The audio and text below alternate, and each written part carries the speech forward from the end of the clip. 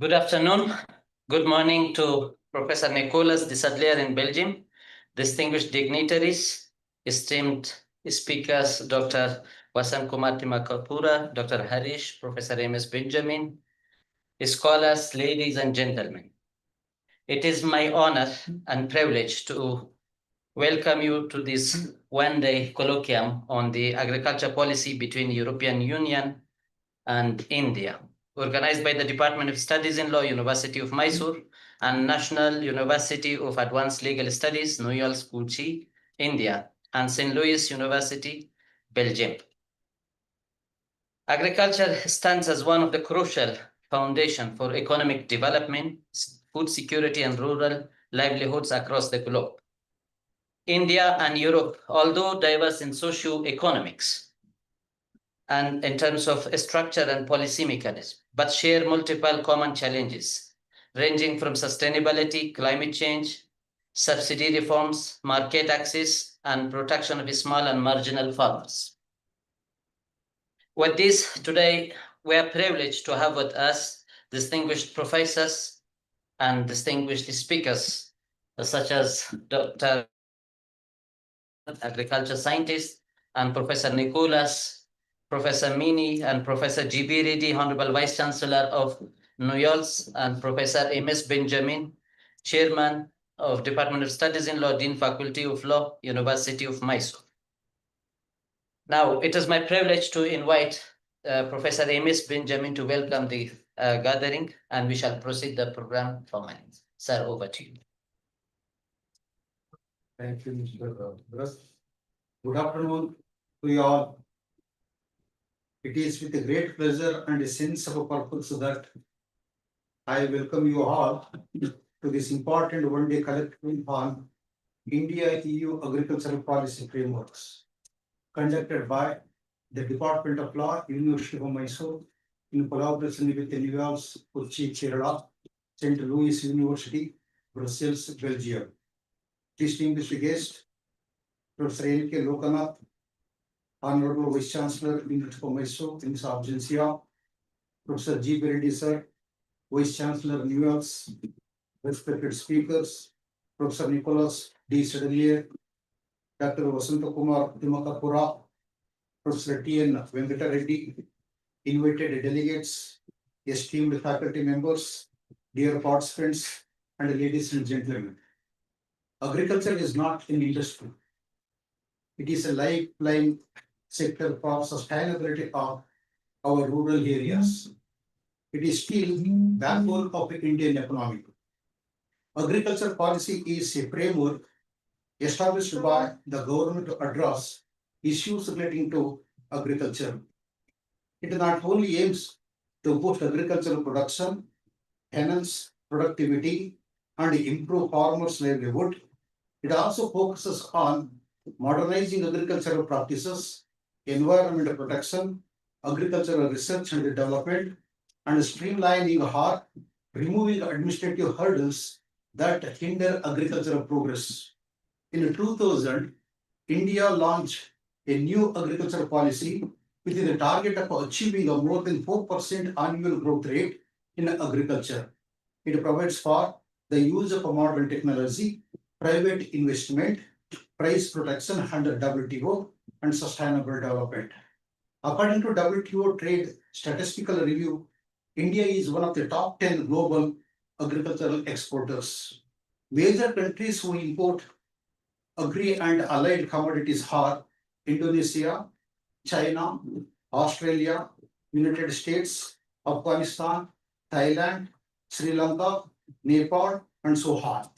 India has signed agreements with number of regional trading blocs, SAFTA, South Asia Free Trade Agreement, ASEAN, and AFTA, Asian Pacific Trade Agreement. Recently, India signed trade agreements with the United Arab Emirates and Australia. Like India, European Union has also formulated EU Common Agricultural Policy, or in other words, CAT, with the objective of supporting the farmers, ensuring the food security, tackling the climate change, improving rural economy by generating the employment in farming and agri-food industries. India and EU both are known for food and culinary traditions in the world. Global trading producers and exporters of agri-food products. However, there are differences between India and EU agricultural policy. EU wants a free trade, whereas India a fair trade in agri products. If there is a cooperation, or if the differences are settled amicably, perhaps the future of a global agri trade would be dominated by India and European Union. With this backdrop on the topic, on behalf of the Department of Law, University of Mysore, NUALS, the Kerala, St. Louis, I extend a warm welcome to the chief guest, Professor N.K. Lokanath sir, Honorable Vice Chancellor, University of Mysore, Karnataka. Our guest of honor, Senior Professor G.B. Reddy, Honorable Vice Chancellor, NUALS, Kochi, Kerala. Keynote speaker, Professor Nicholas D. Sedelier, Professor Gene Monitor Chair, St. Louis, Brussels, Belgium. I also heartily welcome distinguished speakers, Dr. Vasanta Kumar Timakapura, Agri-Scientist, Managing Director, Chief Scientific Officer, Green Life PropTech Private Limited, Mysore, Karnataka.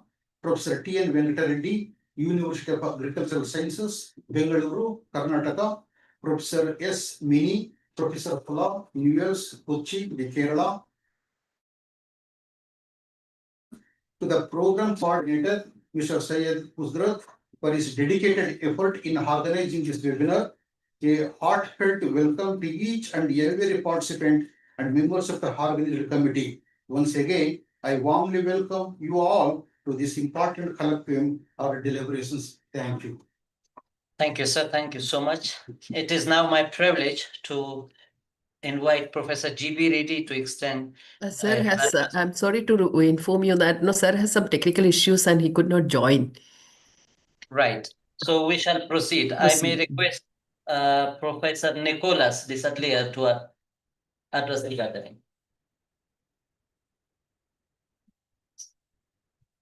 Sir, are you able to? Yes, hello. Hello, sir. Before we proceed with your presentation, we would like to introduce you to our audience. Yes. Good morning, good afternoon, everyone. Good afternoon, everyone present here and who have joined us virtually. It's my privilege and high honor to introduce our resource person for today's colloquium, Professor Dr. Nicholas de Sadelier. Professor Nicholas is a leading international authority in European Union and environmental law. Currently, he serves as full professor and holds the distinguished Jean Monnet Chair at UCLouvain, St. Louis, Brussels in Belgium.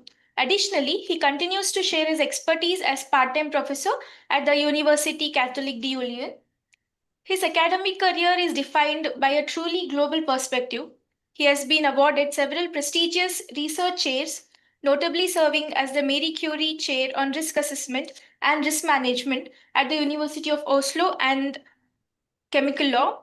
As a testament to his standing in the international legal community, Professor has been invited as a guest and visiting professor at the world-class institutions across 4 continents. These includes the Paris 2, the Pace Law School in New York, the Wuhan Universities in China, the Australian National University, and also the Asian Institute of Technology.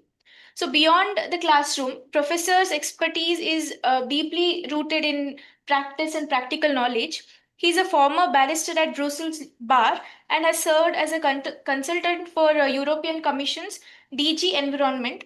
This has helped to shape the very policies and define the European environmental standards today. Further, he is also a prolific contributor to the legal literature, serving on the editorial and advisory boards of several esteemed journals, including European Journal of Risk Regulation and Journal of European Environmental and Planning Law. With the mastery of 5 languages and a career dedicated to rigorous analysis of international and comparative law, he brings a wealth of knowledge that is both theoretically profound and practically relevant for us today. Sir, we are honored to have you with us today. Sir, please. Good afternoon. It's the morning here, and I've been a bit rushing, given that it's the end of the lectures, and so I had to hurry up to finish all my lectures Monday, Tuesday, and I did organize my first exam yesterday afternoon. So it's also a very intense period as far as I'm concerned. In addition to the exam, I'm really been working a lot on the climate change, the European climate change, and the environmental policies. And today, the European Commission, which is the executive of the EU, has been adopting a number of technical modifications to existing legislation, ranging from waste management to impact assessment, ranging from agriculture to sustainable finance. And these legislations are tremendously technical, and it just taking me much time to grapple with the forthcoming changes. Of course, the Commission is just an executive, and so these changes need to be adopted by the European Parliament in Brussels and by the Council of Ministers. So this is a very challenging period for me just before Christmas, but I feel very honored. I feel very privileged to take part for the fourth time since a year from now to the meeting that you university organize. So I'm facing and I wish to thank wholeheartedly Mr. Sayed for his cooperation, for the quality of the context, and this is a very helpful contact in your university. I would like to thank the Dean Benjamin for inviting me for the fourth time.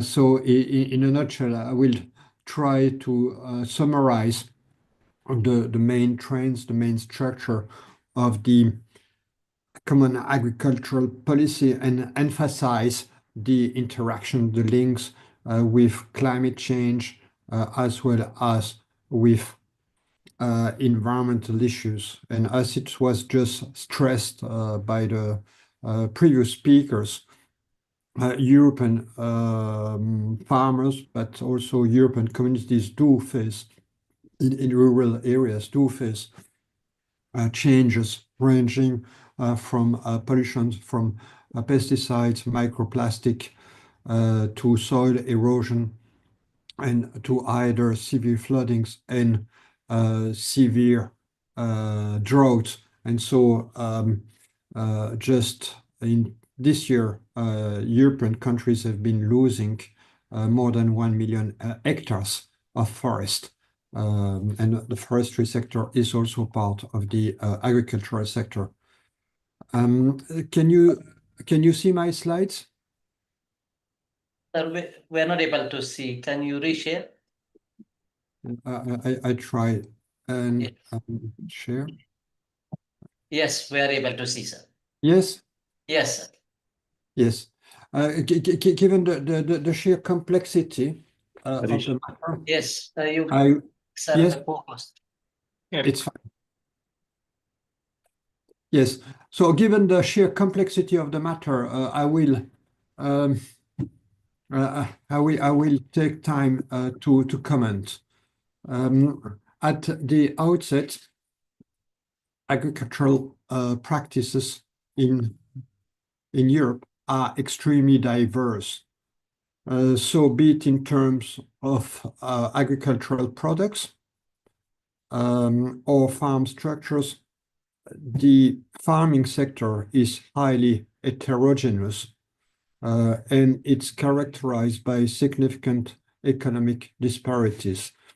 So the biggest farms cultivating 1,000 hectares and getting most of the subsidies are mostly located in northern France, Belgium, the Netherlands, Germany, some parts of Czechia. Whereas when one moves to the eastern side of Europe, it's mostly small farmers cultivating on a few hectares, and as a result, getting far less subsidies from the European Union. So these sectors, unlike the industrial sectors or the service sectors, is really characterized by significant economic disparities. So this is a picture I took in southern France in the province of Provence. This plant is used as a fragrance in perfumes. So when one flies over Europe, one is impressed firstly by the size of the forest, but also by the size of the farming activities, given that nearly half of the EU's territories is occupied by cultivation. And so European agricultural landscape have been largely influenced by a deliberate policy since 1962 of supporting agricultural production. And that's perhaps one of the key differences with India, is that the economic sectors has been supported for more than 63 years by European funds. Beforehand, in the 50s, after the end of the Second World War, national authorities were supporting farming. So the paradigmatic shift occurred in 1962, where the state authorities were replaced by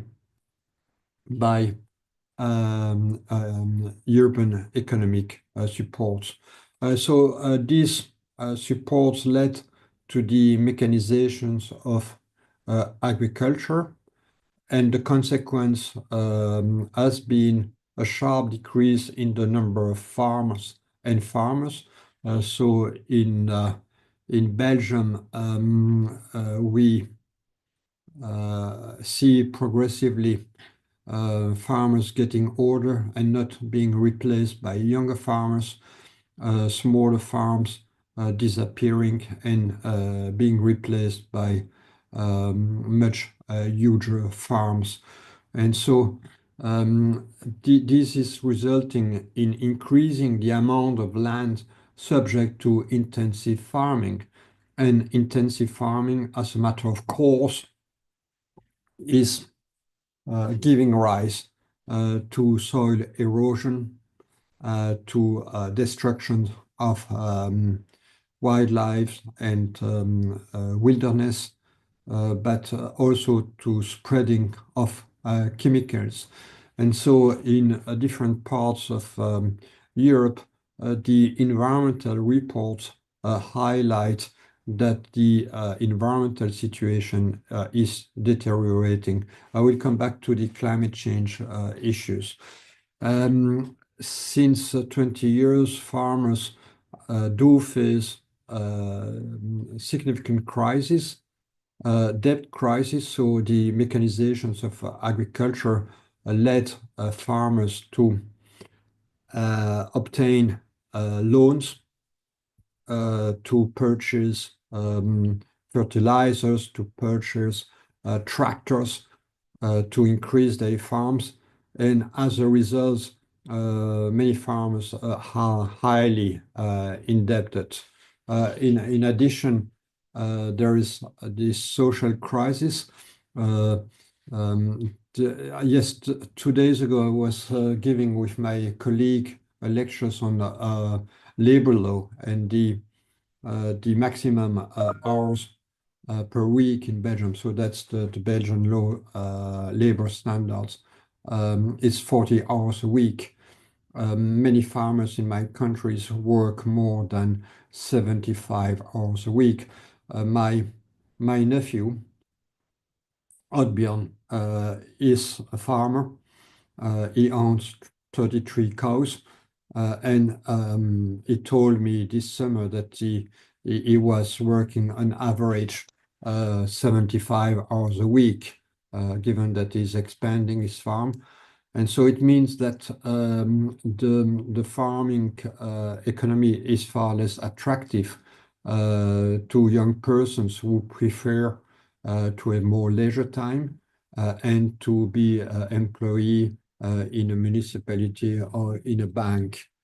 So to make matters worse, to add insult to injury, the economic analysis in every country highlight that the average gross salary of farmers is nearly 35 to 55% lower than the industrial or the service workers. To make the issues even more complex, Europe has been facing, as you are aware, around 1997, 1998, the mad cow disease.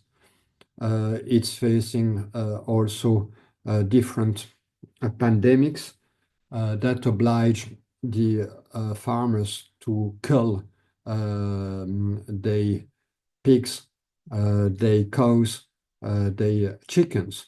And so lately we have been facing avian flu that has been extremely destructive of the turkey and chicken production. And so last but not least, all these crises are compounded by exceptional environmental and climate crisis. It seems to me that many climatologists will reach next month the conclusion that 2025 has been the warmest year in Europe. But to go back to the EU treaties, it's a long story.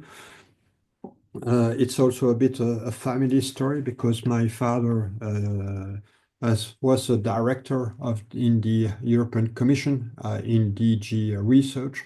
So since I'm a child, I'm really embedded in this European atmosphere.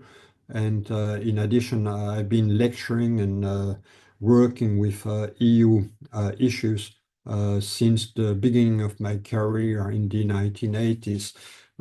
So just as a reminder, the EU started with a coal and steel union in 1950, and given the success, so that union was hammered between three countries: Germany, Italy, France, and the three Benelux countries: Belgium, the Netherlands, and Luxembourg. So three very small countries and three much more important countries that were at war between 1939 and 1945.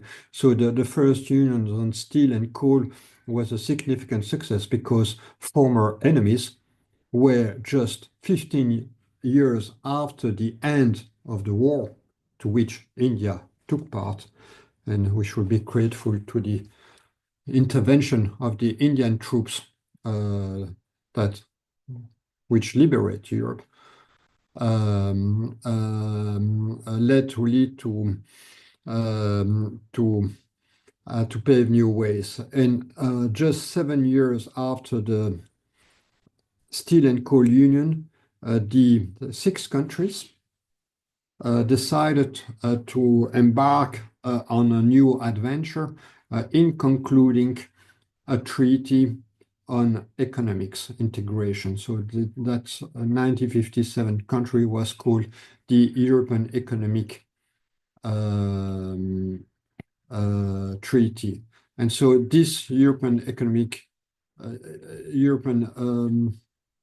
Union, this European Economic Community became in the 1990s a union. So the European Union is a new concept, legally speaking. And in 1957, in this economic treaty, the authors, the 6 member states, decided to include an agricultural policy. So most of the provisions of 1957 related to agriculture have never been modified. And the goals of the agricultural policy or common agricultural policy, better known as CAP, its acronym, have never been modified. And so these goals must be understood in the light of the 1940s or the 1950s. Perhaps you do remember in London or in Birmingham or in Sheffield in 1946, 47 up to 1951, the food was rationed. So the British had to get the food, obtaining the foods thanks to tickets that were delivered by the state authorities. So many regions of Europe faced food shortage. And so as a result, consequently, the aim of the new policy was to increase productivity by promoting technical progress and ensuring optimal use of the factors in production, in particular labor. And so this has been a driving force. So the emphasis has been placed on productivity, and that led in the 1980s, for instance, to an overproduction of butter and milk. So the European Commission was facing with significant overproductions of dairy products that could not be placed on the market.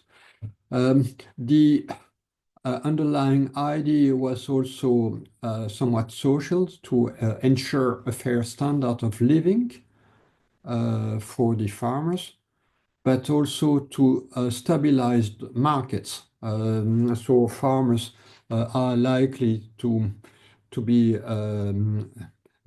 economic victims of markets that are being somewhat shaped. Securing availability of supplies, which was a major concern, as I stressed, in the 40s and the 50s, but also to provide consumers with foods at reasonable prices. So at the end of the 19th century, food prices were very high. Food was often not available, was too expensive for industrial workers. So the Common Agricultural Policy that started in 1962, so 63 years ago, has been playing a decisive role in reviving agricultural production after the Second War, ensuring at least food self-sufficiency for the 6 countries I mentioned, Italy, Germany, France, the Benelux, and progressively increasing the position of the European community as a main agri-food producers. And so that led, as you're aware, to a number of discussions later on at World Trade Organizations. So all in all, the common policy has ensured food security. And today, food security is compromised by the war in Ukraine. So the European Commission has been authorizing the import of Ukrainian wheat and corn without subjecting them to tariffs. And that led to a very significant opposition from Polish farmers. So Poland is a member state of the European Union, Ukraine is not. And so the import of cheaper wheat and corn from Ukraine led to destabilized Polish farmers whose whose production is much more expensive. So the common agriculture policy has always been a very controversial policy. On the one hand, countries such as France, which is originally really a farming nation, supported by Italy and by Spain, have been supporting a very strong common agriculture policy. But conversely, Germany, Great Britain,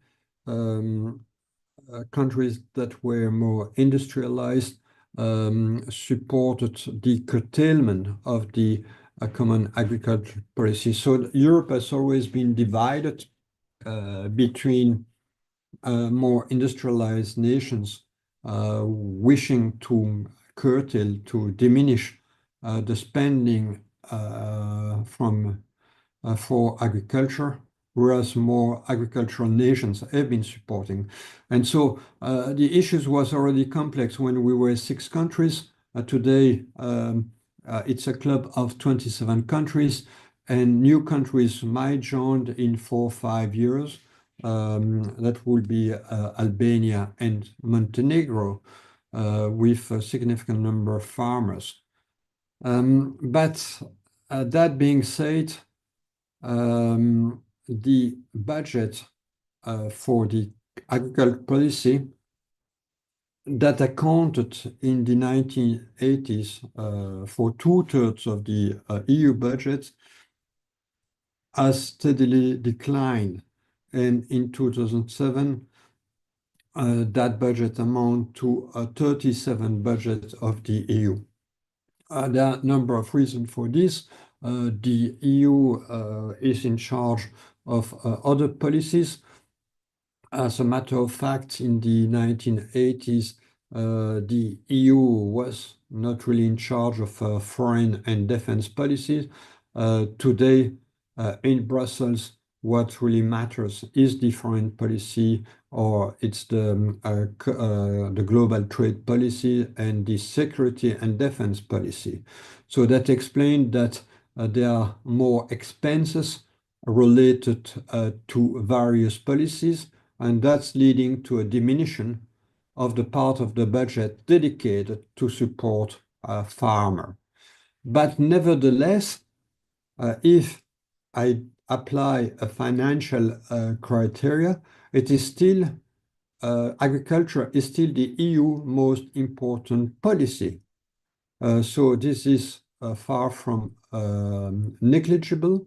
In 2021, agricultural expenditure accounted for 33% of the budget. Of course, it's a diminution from the 37% in 2017, but that amount is still significant. So the budget is steadily shrinking, and the common agriculture policy has always been subject to reform. Given that it's a subsidized economic sectors, given the fact that there are fewer budgetary resources, the reforms are taking place in order to meet different challenges, be it fiscal challenge, be it today a climate challenge, or be it environmental challenge. So the policy has evolved over the years to meet all these challenges, but also to meet citizens' aspirations towards a greater involvement of industry and of agriculture to solve the environmental and climate issues we face. So perhaps this policy has been the EU policy which has been subject to major reform, to constant major reform, and each reform led to significant opposition between the member states, between the council representing the member states and the European Parliament, within the European Parliament.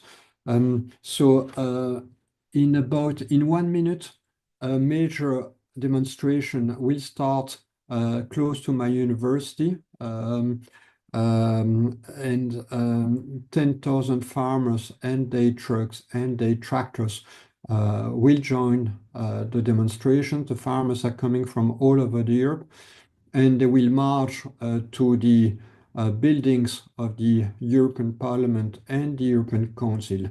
And the aim of that demonstration is to protest against the conclusion of 2 trade treaties between the European Union and the 4 countries of Mercosur. That's Brazil, Paraguay, Uruguay, and Argentina.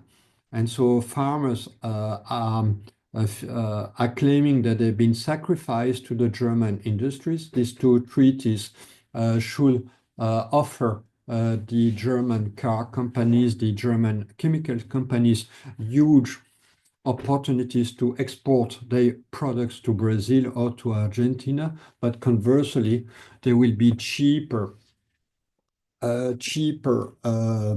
beef, soybean, corn exported from South America to Europe.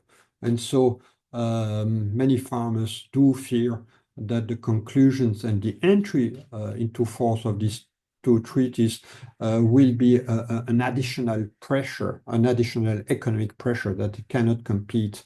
So the beef producers in France or in Wallonia, in my country, perhaps cannot compete on the long term with much cheaper beef products from South America. So to continue, today the policy is subject to a legal act, which has been negotiated during 3 years between the states, the member states, and the European Parliament. So these negotiations were extremely complicated. Nevertheless, somewhat 4 years ago, on the 2nd of December, the Parliament and the Council of Ministers hammered a deal to reform the CAP. And so the legal act is called the regulations. The regulations is directly applicable, and it's regulation 2021 1115.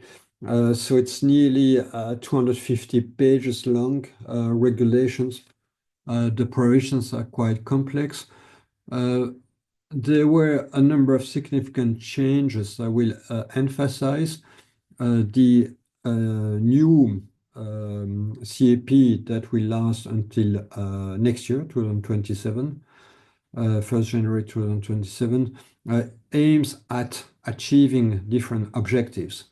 And so some of these objectives are the objectives that were laid down in 1957 in the European Economic Treaty. So productivity, labor fairness, allowing the consumers to purchase not cheap products, but economically affordable products. But contrary to the former regulation, 3 of the 10 objectives do relate to the environmental and climate issues.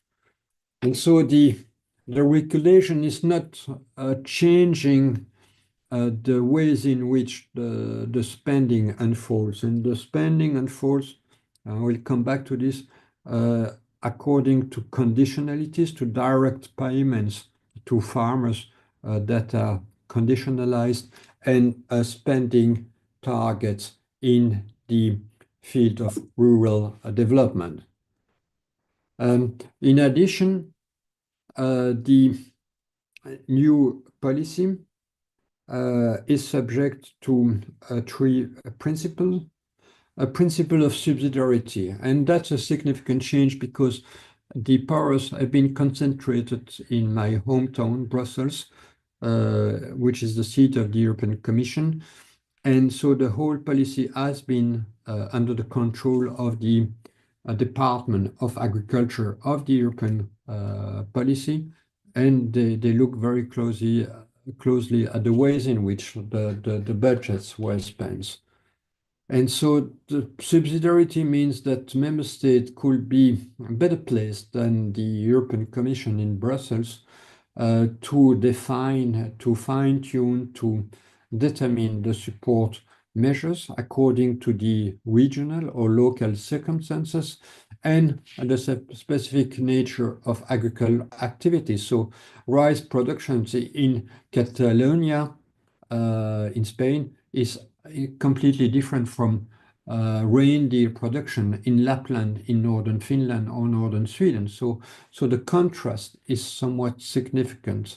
And so this subsidiarity should lead the authorities to take into consideration the social structure of agriculture, the structural and natural disparities between the different agricultural regions. In addition, a principle of flexibility. So the national authorities are called on to adopt their strategic plan. They did in 2024. And so according to the plan, the national ministry, so the French ministry or the German ministry, do manage the allocation of the budget for each measures. And what matters also, it's administrative simplifications. So many farmers argue that they are overwhelmed with too many administrative requirements to demonstrate that they comply with welfare standard, that they comply with water standard or with waste management standard, and they don't have the electronic equipment, or they are electronically illiterate. So many farmers in Europe, in particular in Central Europe or Eastern Europe, have never been in agricultural high school, so they cannot achieve this level of electronic literacy as one can encounter in major cities. So the fact of emphasizing the integration of environmental and climate concerns in the CAP in 2023 led to a position, not from every farmer, but from the farming organizations emphasizing the intensive production, contrary to the extensive production. And so there were significant farmer protests from January to June 2024, be it in Spain, in France, in Belgium. So tractors were blocking highways, were blocking CAPs, and farmers were putting much pressure on the European ministers and on the European MPs to modify this new CAP framework. And so that led the European Commission, the executive, to propose to the Parliament and to the Council of Ministers to water down the good agricultural and environmental condition requirements. And so that led also, so for instance, and I can come back to this in the course of the discussion, there was a requirement to obtain the direct payment that the farmer should keep on its land for persons of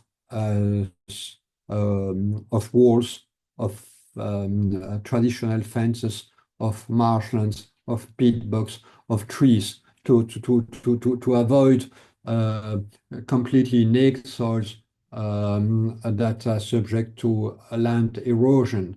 And so this measure was also aimed at storing CO2 in the soils, at improving the state of biodiversity.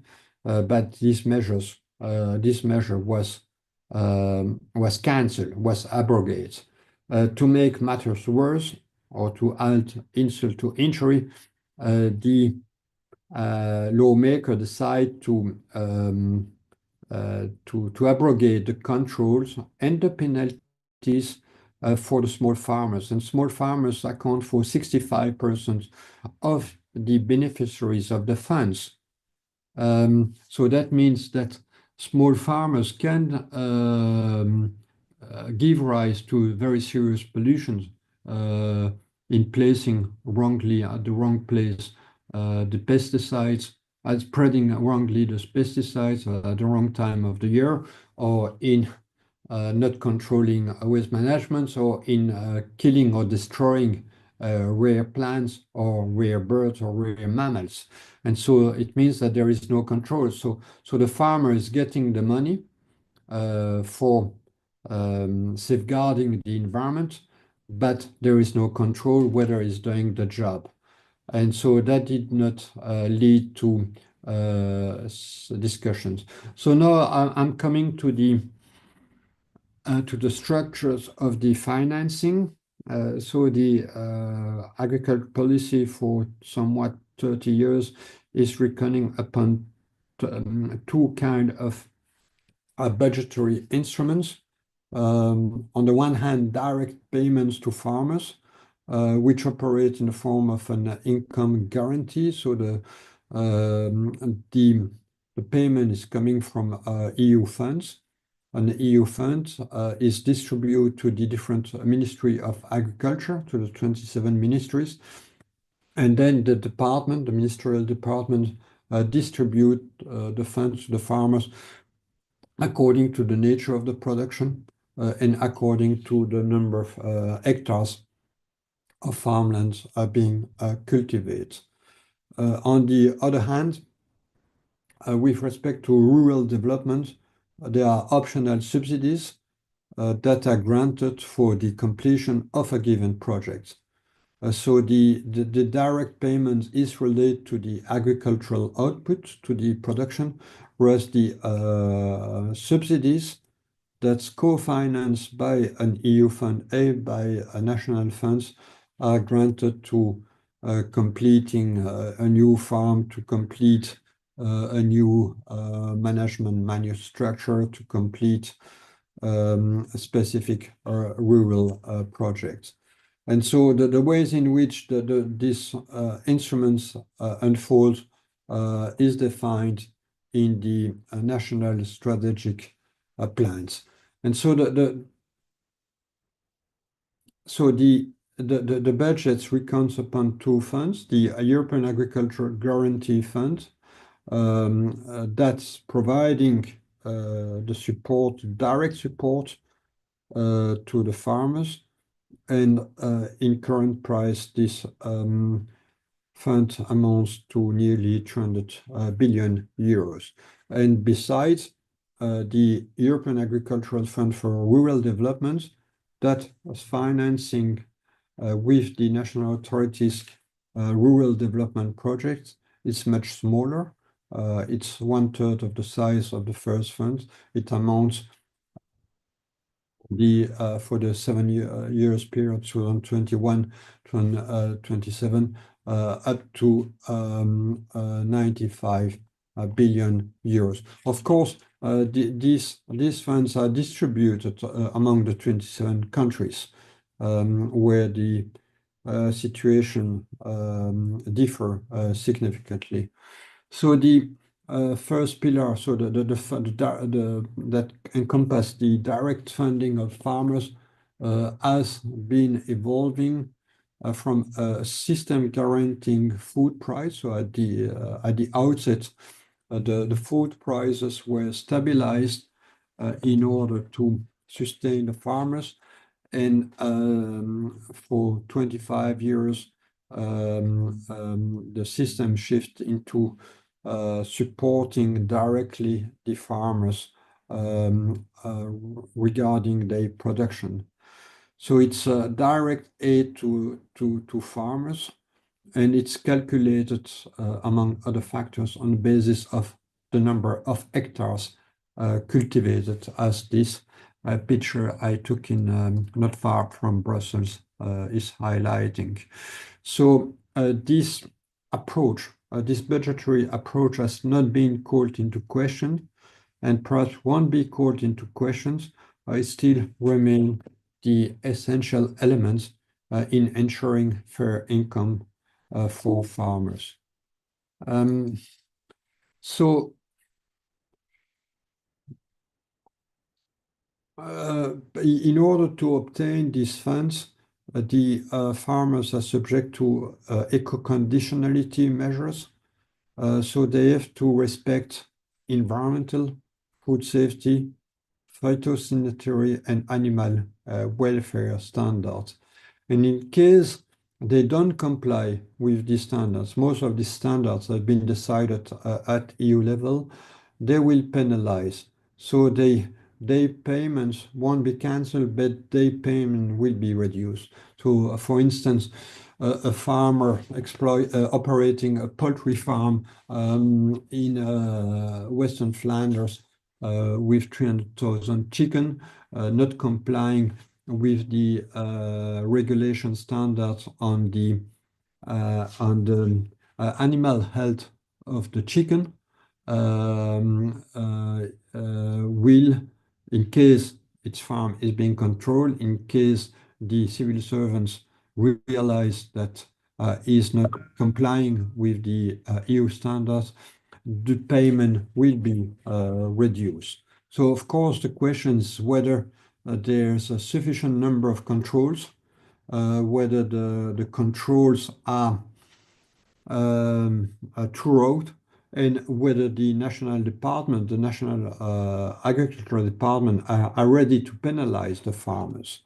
And there are too few studies to demonstrate this. Regarding the rural development, or the second pillar, this is a new approach, only 25 years, but that aims to use financial incentives to bring long-term changes in production structures, farm size, production methods, intensity, mechanization. So in case Belgian or Dutch farmers realize that they are spreading too much nitrate, which is a serious environmental issues in the region, then the programming to reduce the spread of nitrates will be supported not by the first pillar funds, but by the second pillar fund. So this fund is also playing a role, and accordingly it can support also financial projects. But as I explained a few minutes ago, the aim of the 2021 framework regulation was also to integrate into the agricultural objectives, but also in the funding of the farmers, these climate change and environmental sectors. And the complication is that these agriculture funds, so the rural development funds and the first pillar funds, they are encompassed within a multi-annual financial framework. So the EU is subject to an annual budget, but this annual budget is calculated according to a framework that applies for 7 years. So these frameworks provide for a financial outlook. It determines a long-term vision, and that's quite important for the farming sectors, is not to depend on budgetary decisions taken year by year. And the part of the EU budget dedicated to the natural resource and environment, which is actually not an environmental fund, but it's covering forestry, fisheries, agriculture, the management of natural resource, 30% of the EU budget is dedicated to the natural resource and environment. And so the question is, which environmental projects is likely to support? This is a picture I took close to Brussels of lily. It's the symbol of the Brussels region, this flower. It was quite common in the marshland in the city in the Middle Age. And so the recited the preamble of the 2001 regulations sets a 40% climate change related action financing. But concretely speaking, or scientifically speaking, what does it mean? So according to the Commission, to reach this 40% objective, 35% of the funds obtained by the member state for rural development projects must be dedicated to climate change, biodiversity, resource use objective, and even animal welfare objective. In addition, with respect to the first fund, 25% of the allocation should be reserved for these eco schemes. And these eco schemes, these are the conditionalities. It means that the farmers can obtain the payment in as much as they comply with the regulations on pork welfare, chicken welfare, cattle welfare, water management. So the difficulties is to control, to assess whether such an amount of money is spent by the national agriculture department to a specific project, which can be better manure waste management, better water quality management, better biodiversity protections of endangered species. And the few reports I read lately highlight that there is a lot of greenwashing.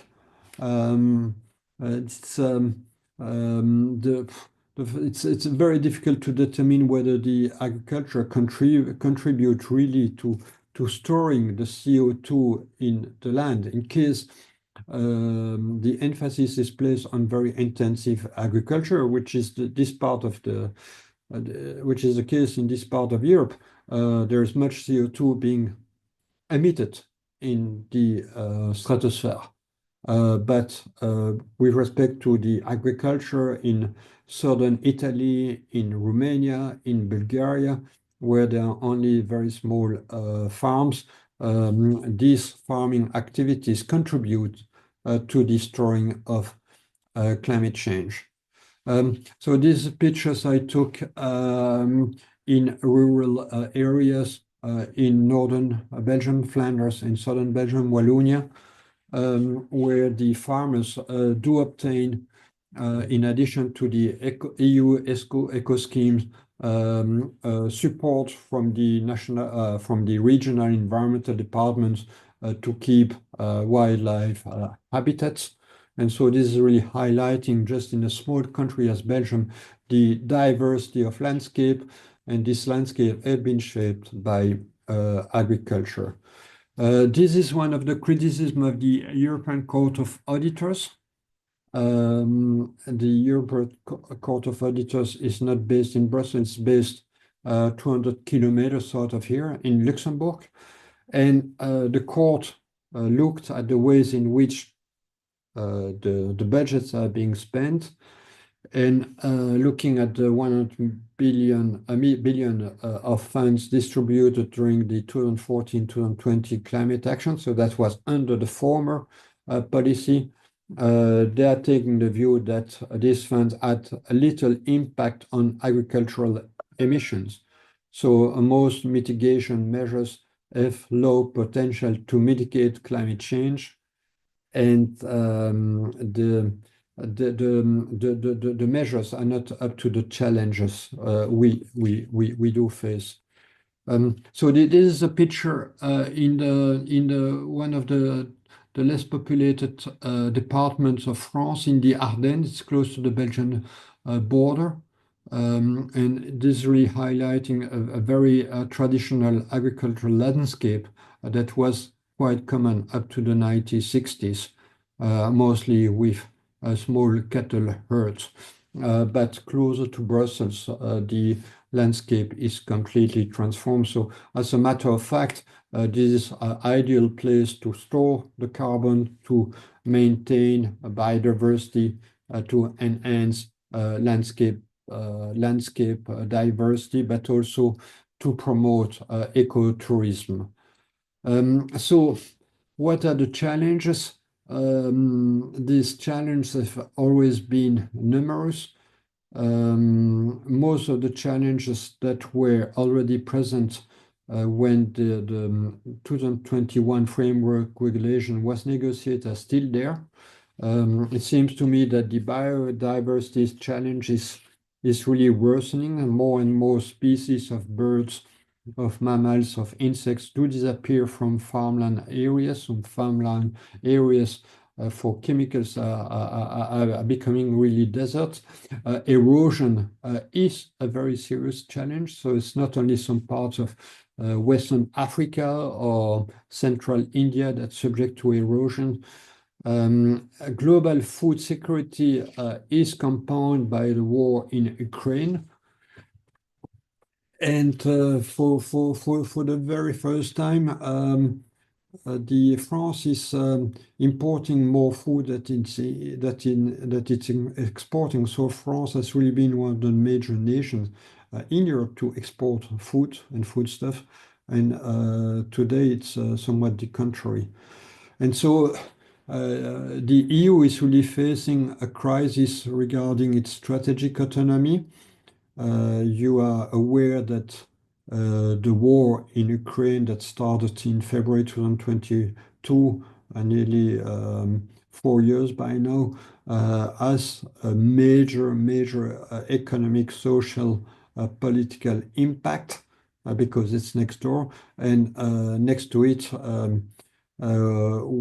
with the new Trump administration, the realities have been changing. So the USA has really been the main pillar of the NATO structure, and the political agenda under the second Trump administration is completely different. And so the EU is subject to these geopolitical tensions, and there are all these agricultural protests. And when the symposium will come to an end, I will go and look at the demonstrations of farmers next door regarding the conclusions of these two treaties. So whether there will be a bright future for my nephew and its 33 cows, that remains to be seen. And so whether, as this picture I took in central Belgium highlights, is it sunshine and shadows? Thank you very much indeed for your attention.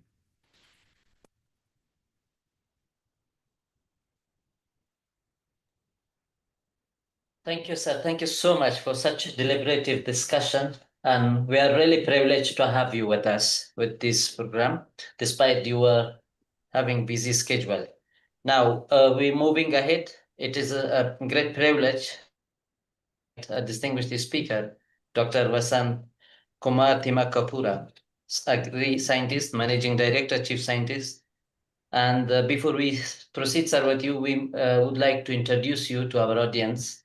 Then we may proceed ahead. Srishti, you may proceed. Good afternoon, sir. Good afternoon. Ladies and gentlemen, it's now my distinct pleasure to introduce the speaker who is affectionately known as the plant doctor, Dr. Vasan Kumar Thimakapura.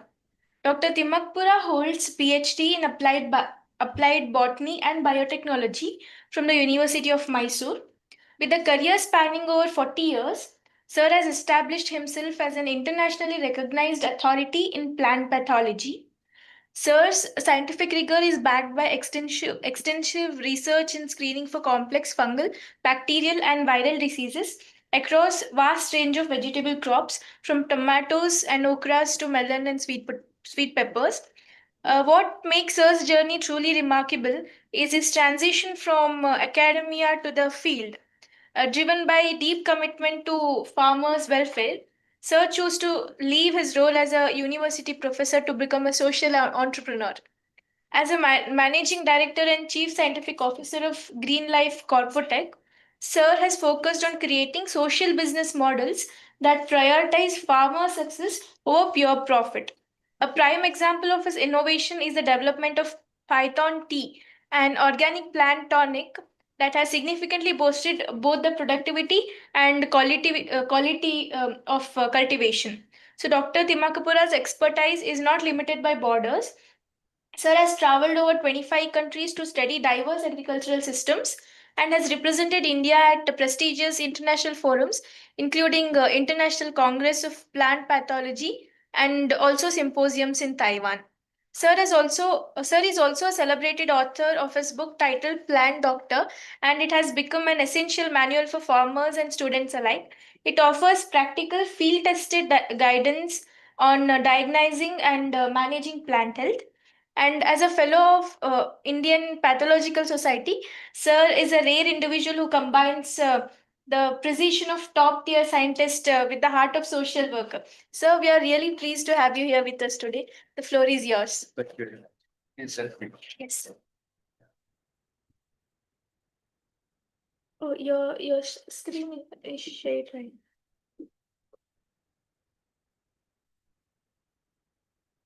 It came, sir. Oh, this is the PowerPoint, right? Yeah. Double click. That.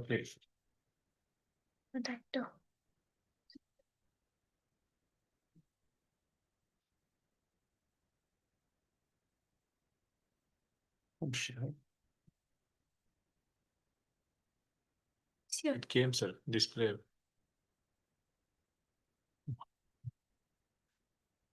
A little slow.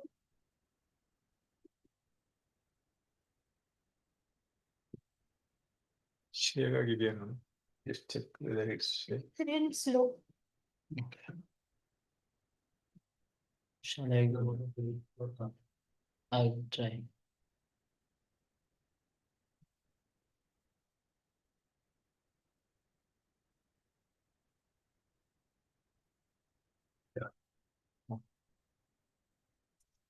Connectivity. No, it's yours. Connectivity is slow. Yeah.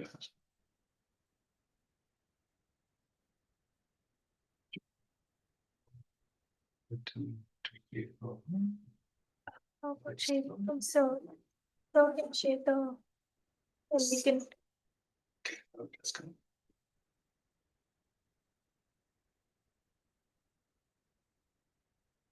No, sir, yes, you can go. Sir, how about you share the Mm, screen and this search way, the I was doing the same.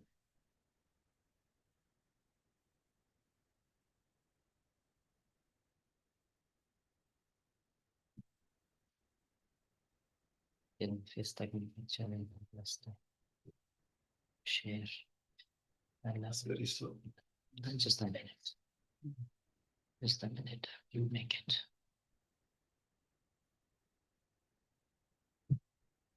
So from here, slideshow. Just do yours. Yeah. Thanks. I like football, sir. No connection. Yeah. Just replace this. The arrow.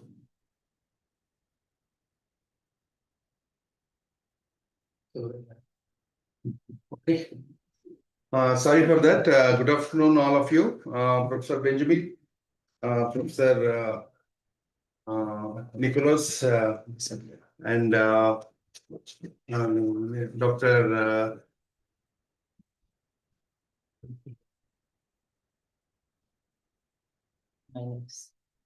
What's that? Dr. Reddy and all others. Sorry for the technical snag. I'm Vasant Kumar Timkapura. I am going to present to you on the agriculture policy in India from populism to pragmatism.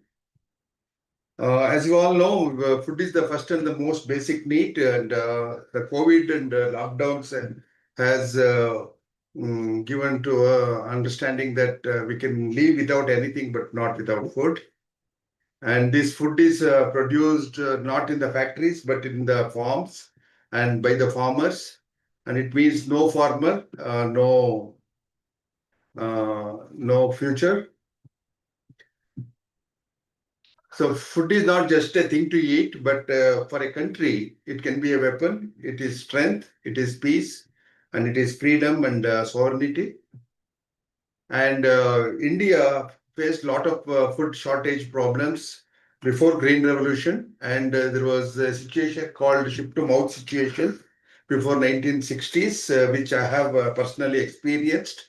And only when the ship arrived from United States, we Indians had food on our plate. And when the Green Revolution happened, we were able to produce more food, and from 50 million metric tons, we have been able to produce more than 330 million metric tons as of today. And now even the GDP level is somewhere between 70 to 20%, and we have reached from ship to mouth situation to self-sufficiency. And there has been a quantum leap in agricultural production, not only in grains, pulses, oil seeds, and even in horticultural producers like vegetables and fruits. And you can see not just green color, but all the colors of the rainbow. And I call it as rainbow revolution, but not only in the supermarkets, but even on the streets in India, we can find all the colors of the rainbow. And we have, and these colors are, these colors mean good health of the people, not only food security, even the nutritional security we have been able to achieve. And because of this increase in production, not only in food crops, but also in vegetables and fruits, the government could bring in the food security bill and the right to food scheme act. And today, more than 50% of the people are involved in agriculture.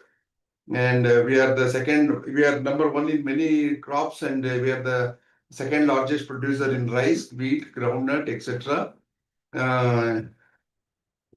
But when the farmers are struggling in the fields, in the sun, in the rain, and trying to feed us more than 140 crore people in this country, he is in deep distress. So farmer suicides are on rise as per the IB report. And when we look at the reasons for the dismal situation, we know that weather vagaries, the Indian agriculture is nothing but gambling with monsoon and climate change. And not only with that, but also with pests and diseases and abiotic stresses like drought and then salinity and so on. And the cost of cultivation has increased terribly.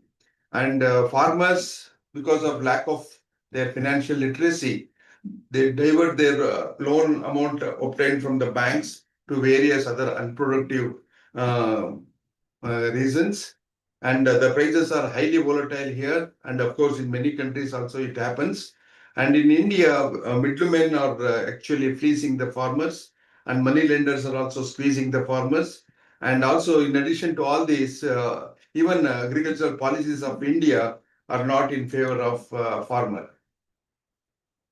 In addition to this, as per my personal experience, the lack of knowledge of scientific cultivation is one of the most important but highly ignored fact. And also the lack of financial literacy also leading farmers into financial distress. And modern agriculture today, we have got so many technologies available at our hand, but modern farming is highly knowledge intensive and highly investment intensive. Because of the lack of this knowledge or access to the knowledge, the farmers is facing the reduced productivity. Because of that, the profitability is highly diminished, and it is leading to lowest repaying capacity, and farmers are defaulting on the debts. This is because not production-wise, India is doing very well. But when it comes to the productivity per acre, per unit area, per unit input, per unit time and effort, the India is far less than world average. Forget about it is not at all comparable to US and China. So this is where we need to address the problem. But we have the challenge because we have been the number one in terms of world population, and it is ever increasing. So it means that we need to produce more and more from less and less of less land, less water, less labor, less chemicals, and at less cost. So that is the biggest challenge our country is facing, not just the farmer. So there is an Indian agricultural policy paradox. Agriculture remains the backbone of the Indian economy and society, not only today, but ever since. And even after the so much of progress in terms of manufacturing and service sector, and our GDP is very high, but agriculture is suffering. And though it is providing livelihood to more than 50% of the population and ensures food security for over 140 crore people. Yet, paradoxically, the average Indian farmer continues to struggle with low profitability, climate risks, market volatility, and policy uncertainties. While India has achieved remarkable success in food production since the Green Revolution, the focus of agricultural policy has largely remained on short-term welfare measures rather than long-term empowerment of farmers. So farmers are not at all being empowered actually. So we are focusing only on the short-term welfare measures. The policies are often framed from urban or bureaucratic perspective with limited grounding in field realities. Most of our politicians, most of our bureaucrats, and even the scientists, they don't have much of the field knowledge, what is actually happening on the farmers' fields. The central question therefore arises, are Indian agricultural policies designed to empower farmers or merely to manage rural distress? That is the big question we should ask. So the Indian agricultural policy has traditionally relied heavily on subsidies for fertilizers, electricity, irrigation, and seeds. So while subsidies initially helped boost production, their indiscriminate continuation has resulted in soil nutrient imbalance, decline in soil organic carbon, overuse of urea and water, and stagnation of productivity. So subsidies without scientific guidance often lead to ecological and economic damage rather than sustainability. So crop insurance and disaster relief mechanisms suffer from multiple shortcomings in the present policies, like delayed and inadequate compensation, low trust among farmers, high premium burden, and administrative complexity. As a result, farmers remain vulnerable to droughts, floods, pest outbreaks, and disease epidemics. So weak agricultural extension and knowledge transfer is the biggest gap I have found myself personally. And India doesn't suffer from lack of agricultural technologies, but from lack of effective translation of science to farmers' fields. Because our universities and institutions and even the private organizations have generated so much of knowledge and technologies, but we have failed to reach it to the farmer in a very understandable knowledge to the farmer. Market inefficiencies and value chain inequity.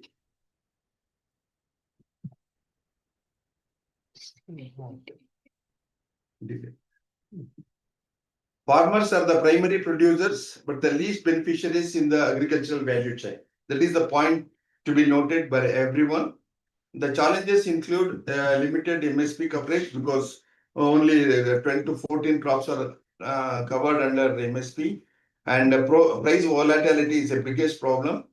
Exploitation of intermediaries, poor post-harvest infrastructure.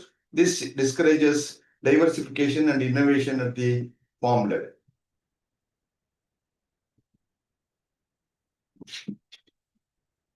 So the weak agricultural extension and knowledge transfer is the key. What I am going to emphasize today in my presentation is that public extension systems are overstretched, while farmers increasingly depend on unverified advice from input dealers or social media today, and mainly from the input dealers only. So the modern or young farmers are using the social media for their knowledge, and they are not at all verified and they are not at all reliable. So according to me, the missing farmer's right is right to scientific agriculture knowledge. So the current farmer movements actually focuses on scientific pricing, loan waivers, and crop loss compensation. But they ignore the root cause. The farmers themselves don't know what exactly they need. And they have the right to knowledge, but they never have realized it and they have never demanded for that. So I emphasize that the farmers should understand, farmer leaders should understand, the whole policy system should understand that lack of scientific cultivation knowledge is the real problem, and we should try to address that problem. So when we are demanding for scientific pricing, the farmers are fighting for scientific pricing, but it is really meaningless unless the crop is grown scientifically. So we need to recognize the right to scientific agricultural knowledge as a farmer's right. Farmers should have continuous access to scientific guidance, soil and nutrient literacy, diagnostic skills for diseases, pests and deficiencies, and integrated pest management and eco-friendly protection methods, and market awareness and post-harvest knowledge. So knowledge as the first subsidy. So if you are planning to give subsidies, you should give the subsidy in the form of knowledge. The most effective support to farmers is knowledge, and a pragmatic policy must prioritize free, unbiased, science-based advisory services, village-level crop diagnostics, crop-specific decision support systems, and a knowledgeable farmer requires fewer subsidies and makes better production decisions. The soil and plant health as national assets. We need to consider the soil and plant health as national assets. Soil and plant health must be treated as strategic national resources. And restoration of soil organic carbon, we need to focus on. Balanced plant nutrition beyond nitrogen, phosphorus, and potash. We need to consider the secondary nutrients like calcium, magnesium, and sulfur, in addition to the micronutrients. Emphasis should be given on disease prevention rather than curing the diseases. So healthy soils and plants form the foundation of sustainable productivity. We all know that. And the present fertilizer subsidies are not really scientific. So as a scientist, I have noticed that India's subsidies structure has unintentionally distorted farmers' behavior. And when urea is extremely cheap and potassic and phosphatic fertilizers are costly, farmers naturally choose more nitrogen and less potassium or phosphorus. And you can see in this picture how there is drastic imbalance in fertilizer usage. So the 50% of the total fertilizers is urea. So, and potash, when you compare to urea, MOP is only 9% of the total fertilizers we are using in India. So this is where the imbalance has happened. And looking at the latest subsidy system, nutrition-based subsidy, potash only 2 rupees 38 paisa per kg, whereas for urea it is 43 rupees and phosphorus it is 43.6 rupees. So that is where the imbalance has happened, and the farmers are hesitant to use potash because it is very expensive. It is the most important nutrition required by every crop. So when we use more of urea, that is more of nitrogen, the excessive vegetative growth will happen. So here the crop looks lush, but they are very weak internally. It leads to higher vulnerability to pests and diseases, and it means more pesticide usage and yield instability, especially under stress like drought, salinity, and diseases.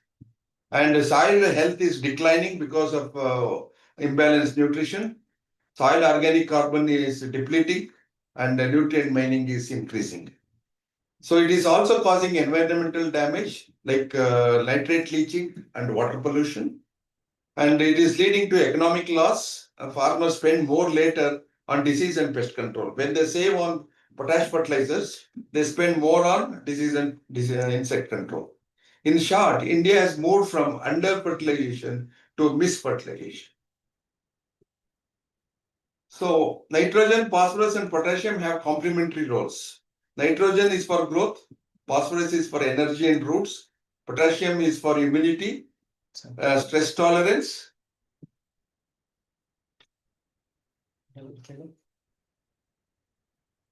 Yeah. Yes, please.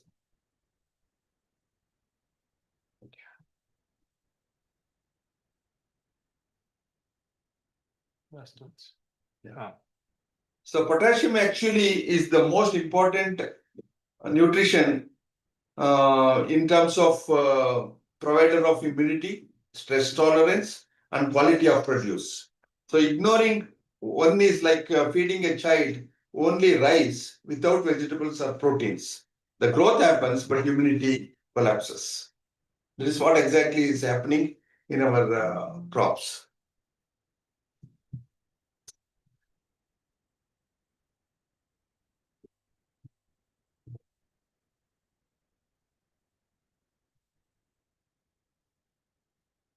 So the current system is actually rewarding the excess and penalizes the balance. To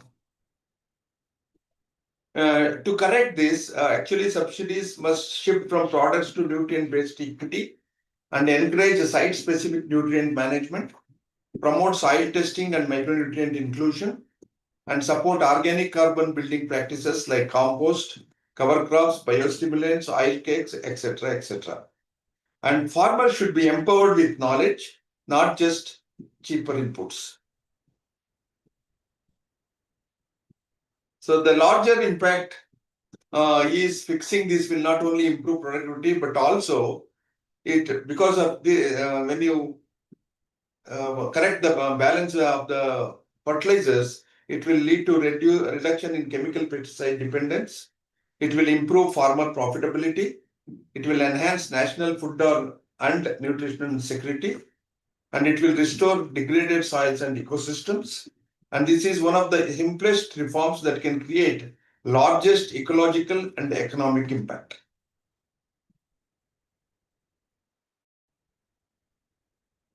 If we correct the policy, farmers will correct the soil. When soil is balanced, agriculture becomes sustainable. Fertilizers are not the enemy, actually. Ignorance and policy distortion are the enemy. So another one is plant disease management. It is a missing policy dimension.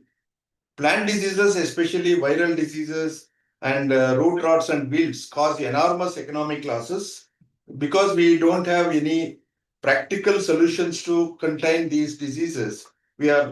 Farmers are facing huge losses because of these kind of diseases. However, agricultural policy has largely ignored virus disease management, curative plant health solutions, and integrated pest and disease management. Soil health and plant health must be recognized as a critical component of national food security. So another one is the policy on electricity. Many states are giving subsidized electricity, or in Karnataka, we are giving free electricity to farmers. But but it is not actually helping the farmers. Free electricity without quality and timing has resulted in inefficiencies and farmer hardship. A pragmatic policy should ensure reliable daytime power supply, promotion of solar pumps, micro irrigation, and water budgeting. Resource efficiency is more important than free resource access. Why power timing matters? Because irrigation is time critical for crops. Watering at the right stage impacts the yield. Unpredictable night supply disrupts from operations. And sleepless nights waiting for power, nighttime struggles for farmers, frequent accidents in darkness, mental stress and poor quality of life. And more than that, high incidence of snake bites during irrigation, increased risk of injuries and fatalities, and safety ignored in the current power policy.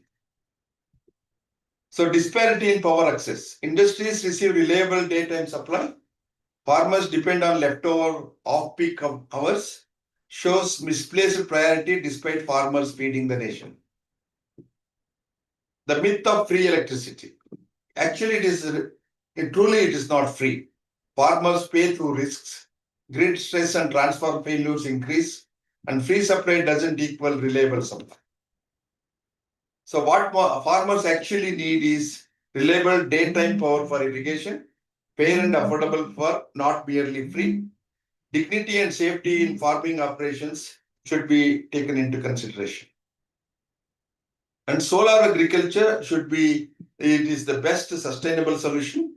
Daytime irrigation without grid dependency reduces government subsidy burden in long run. Clean energy enhances economic resilience. So the subsidies on solar pumps should be enhanced. The smart subsidy support should be capital subsidy for solar pumps, encourage micro irrigation, especially for drip and sprinkler systems, and support renewable power generation by farmers themselves.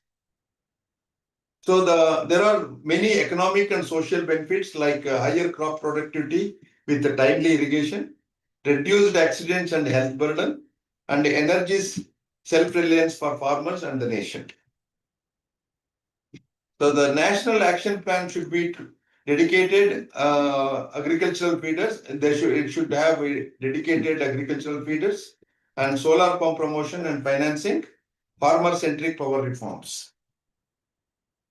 The message is that don't just give free electricity to farmers, give them the right electricity at the right time, because their life is worth more than their vote.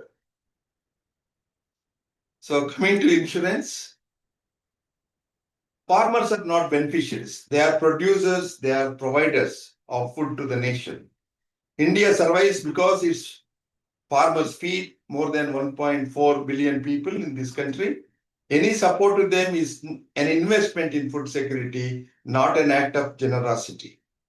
Paying 6,000 rupees per year under PM Kisan and calling it Samman feels contradictory when a farmer sustains multiple lives every single day. So there should be agriculture disaster management fund rather than such kind of freebies. A fair and dignified alternative to PM Kisan and crop insurance, because for any nation, food is strength, food is peace, food is freedom, and food is sovereignty. So why current schemes fail farmers? Rupees 6,000 per year under PM Kisan is symbolic. It doesn't rescue farmers after crop loss. PMFBY asks farmers to pay premiums, but delays and rejections erode trust. Funds are spread across all farmers, even those unaffected. Result, no real security, no real justice to the farmers. So the smarter and fairer model is government funded, no premium. Agriculture disaster management fund is the smarter and fairer model, where it is government funded, no premium from farmers. Compensation only to affected farmers. Input aid in the form of seeds, nutrients, soil and crop health products. Digital and satellite-based loss assessment, and immediate relief and recovery support. Compensation for crop loss is not charity, it is the nation's responsibility. Crop losses are systemic risks. Government must shoulder them. Weather vagaries, droughts, floods, pandemics of pests or viruses, they are beyond the control of farmers. Just as the government provides insurance for banks, corporates, and industrial infrastructure, it must provide full crop risk coverage. Farmers should not be paying premium for something they didn't cause.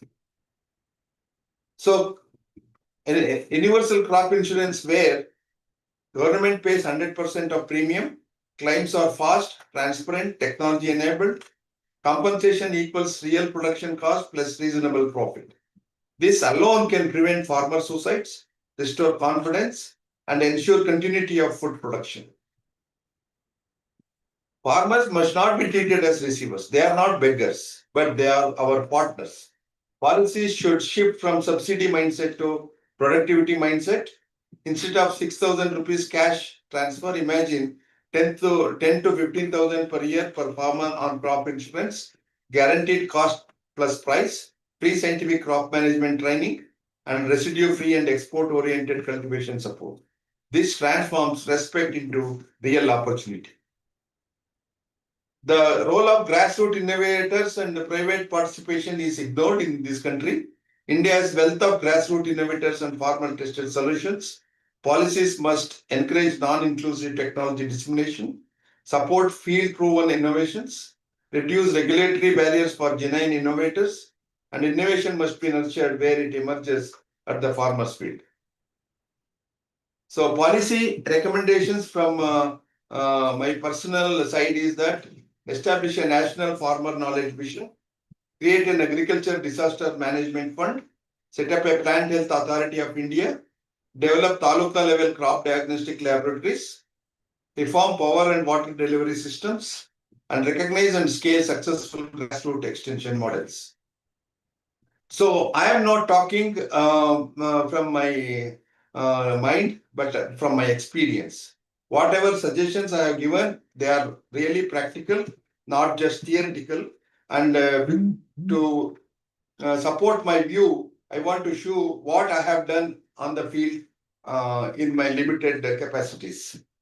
So here is a village which is very close to the backwaters of a river, Kaveri, but it is totally a dry village. We selected this, water everywhere, but not a drop to drink.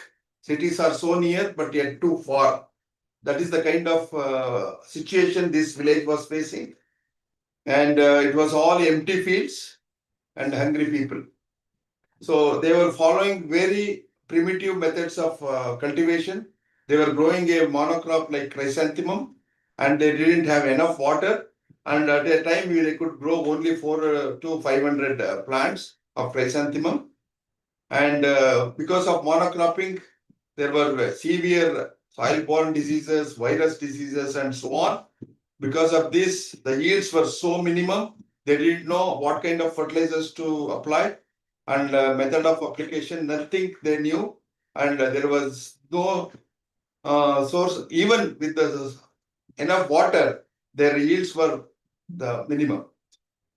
But because of our intervention and our knowledge transfer and input transfer and credit system, there was a huge revolution of the floral revolution, and the farmers, we brought smiles on the face of the poor farmers, and see, once abandoned village is full of life now. From you see the difference between 2011 and 2025, and the village is growing because of reverse migration of youths from cities back to their village, and it's all the fields are covered and they are all green, and the income of these farmers has increased by 10 times, not just 2 or 3 times, but 10 times. So this has attracted the attention of media, and it has appeared in various magazines and newspapers. And this is a really workable solution what we have provided. And because of this, there are many benefits to the farmers. There is economic benefit, employment benefit, environmental benefit, emotional benefit, and empowerment. So we have generated so much of employment in those villages, not only for the people of that village, but surrounding 5 to 6 villages, people come here to work in the field. So Indian farmers do not seek charity, they seek dignity, knowledge, and fair opportunity. Agricultural policy must evolve from short-term to long-term empowerment. Food is not just an economic commodity, as I said, I repeat again, it's a weapon, strength, peace, freedom, and sovereignty. So a pragmatic agricultural policy must therefore be science-driven, farmer-validated, outcome-oriented, and nation-centric. Only then can Indian agriculture achieve true sustainability and prosperity. So in conclusion, again, I should emphasize that agricultural policy in India should change from populism to pragmatism. Thank you.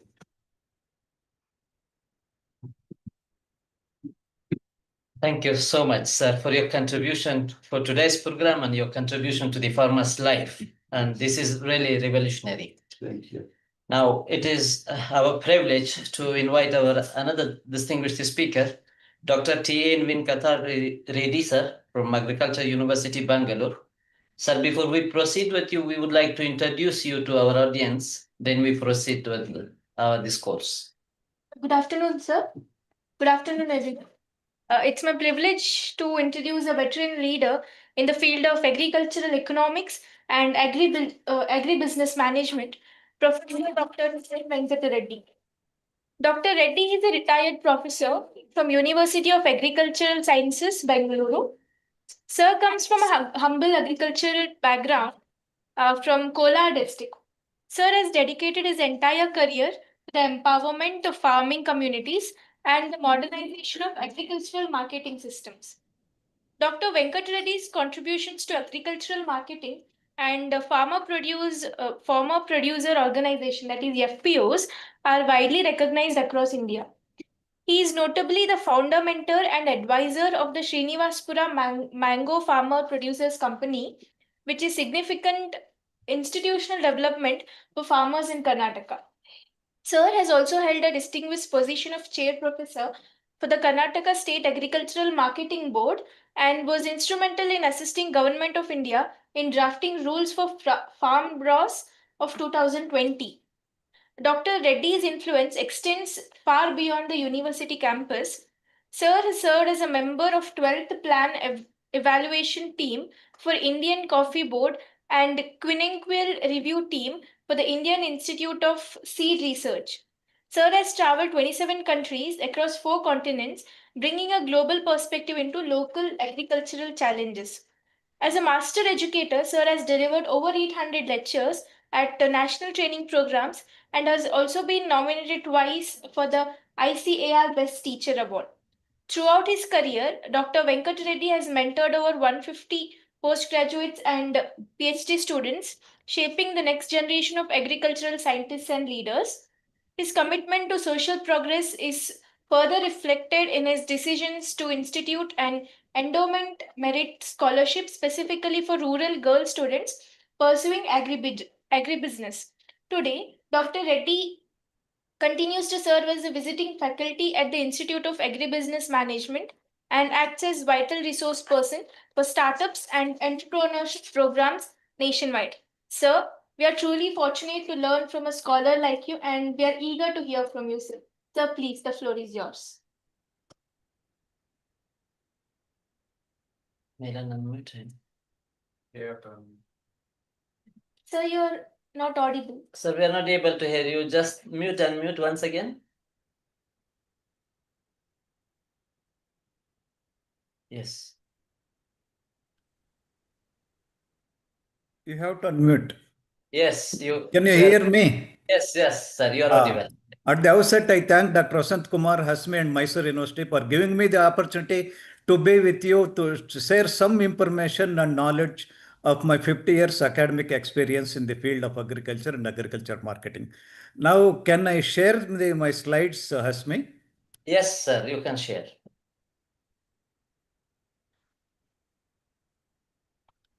Share option is not there.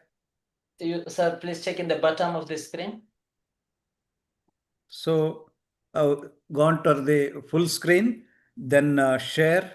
Yes, sir. Now share. Yes, double click, it will come. Double click. Going to come. Not Yes. being shared. Now, right, you go to your slides. Where is your PPT? Open the PPT. Okay. Yes, we are able to see your PPT. You sir. can see the slide. Yes.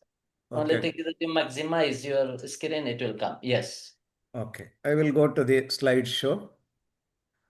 Yes. Good evening, everyone. Welcome to this session. And as you are aware, I am from Agriculture University. If you look at Indian agriculture, it is problem of scarcity during early independence or just before independence, problem of scarcity, and nearly 40 lakhs people died out of starvation in Great Famine of Bengal. Look at the major challenge what we are facing today is problem of plenty. Problem of plenty so much, whatever we produce, we cannot process or market. Due to crash in price, farmers throw the produce on the roads and roadside. This typical example of where farmers thrown tomato on the roadside in Kolar district of Karnataka, the biggest tomato market in India and Asia, in Kolar district. So even food grains, we have surplus stocks, no warehouse to store. And we have 7,300 regulated markets or APMCs across the country to handle this surplus production what we have. So there is a need for policy change in agriculture for food On the other hand, look at the land ownership pattern. 84% of Indian farmers' size of holding is less than 2 hectares. And farmers get hardly 30% of the consumer rupee, indicating the inefficient marketing system. Majority of the times, what they produce, what they invest, they don't get back. Keeping this in view, Government of India, and another important thing,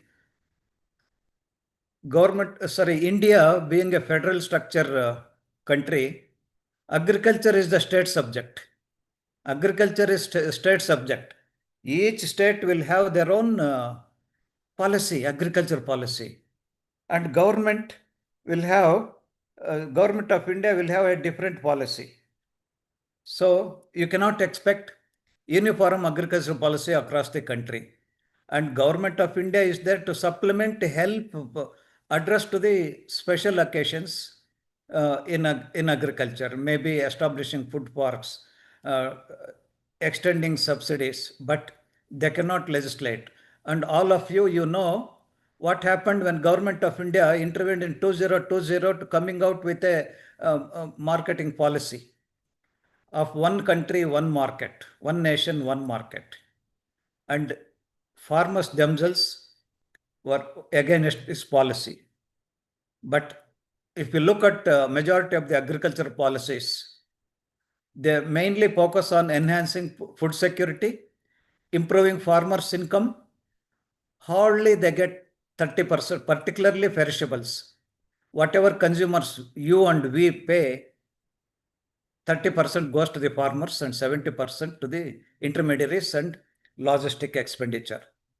So basically promoting sustainable practices, what Dr. Vasant Kumar was talking, sustainable because of environmental degradation. Even they have brought in another policy through legislation called Environmental Protection Act, Food Safety and Standards Act. Many laws are brought in, but finally what we are following, practicing is biggest challenge. Food security, we have surplus food. In fact, 350 million metric tons food grains we produce, and much more than that fruits and vegetables we produce. But you look at the consumer behavior of common Indians. They are shifting from cereal consumption like wheat and paddy to milk, meat, vegetables, fruits. So there is a need to refocus our policy issues to encourage this subsector of agriculture. So food security, we have crossed. We have surplus food, but unfortunately, still we have that food subsidy, free food, and how to address this is biggest challenge as a policy matter. And farmers' welfare is another objective of agriculture policy, particularly encouraging farmers, helping farmers in crisis, floods, crop loss, droughts, and price crash. And in this direction, crop insurance, minimum support price, or the policy frameworks introduced by Government of India, though agriculture is the state policy. So sustainable agriculture, there, as Vasant Kumar was specifically talking about soil erosion, pollution, and the sustainable environment friendly agriculture is need of the hour. And in this direction, organic farming is being encouraged to reduce the consumption of chemical fertilizers by separate policy of the government. Organic farming, creating a separate brand for organic food, particularly to the overseas market, where there is a demand. And even they have declared Sikkim as organic state agriculture without no chemicals are used in this state. Added to this, technology plays a major role, and modern technology is the buzzword in agriculture. But at the same time, say for example, European Union, America, and China widely accepted the GM crops, introducing scientific innovation to address to the nutritional security.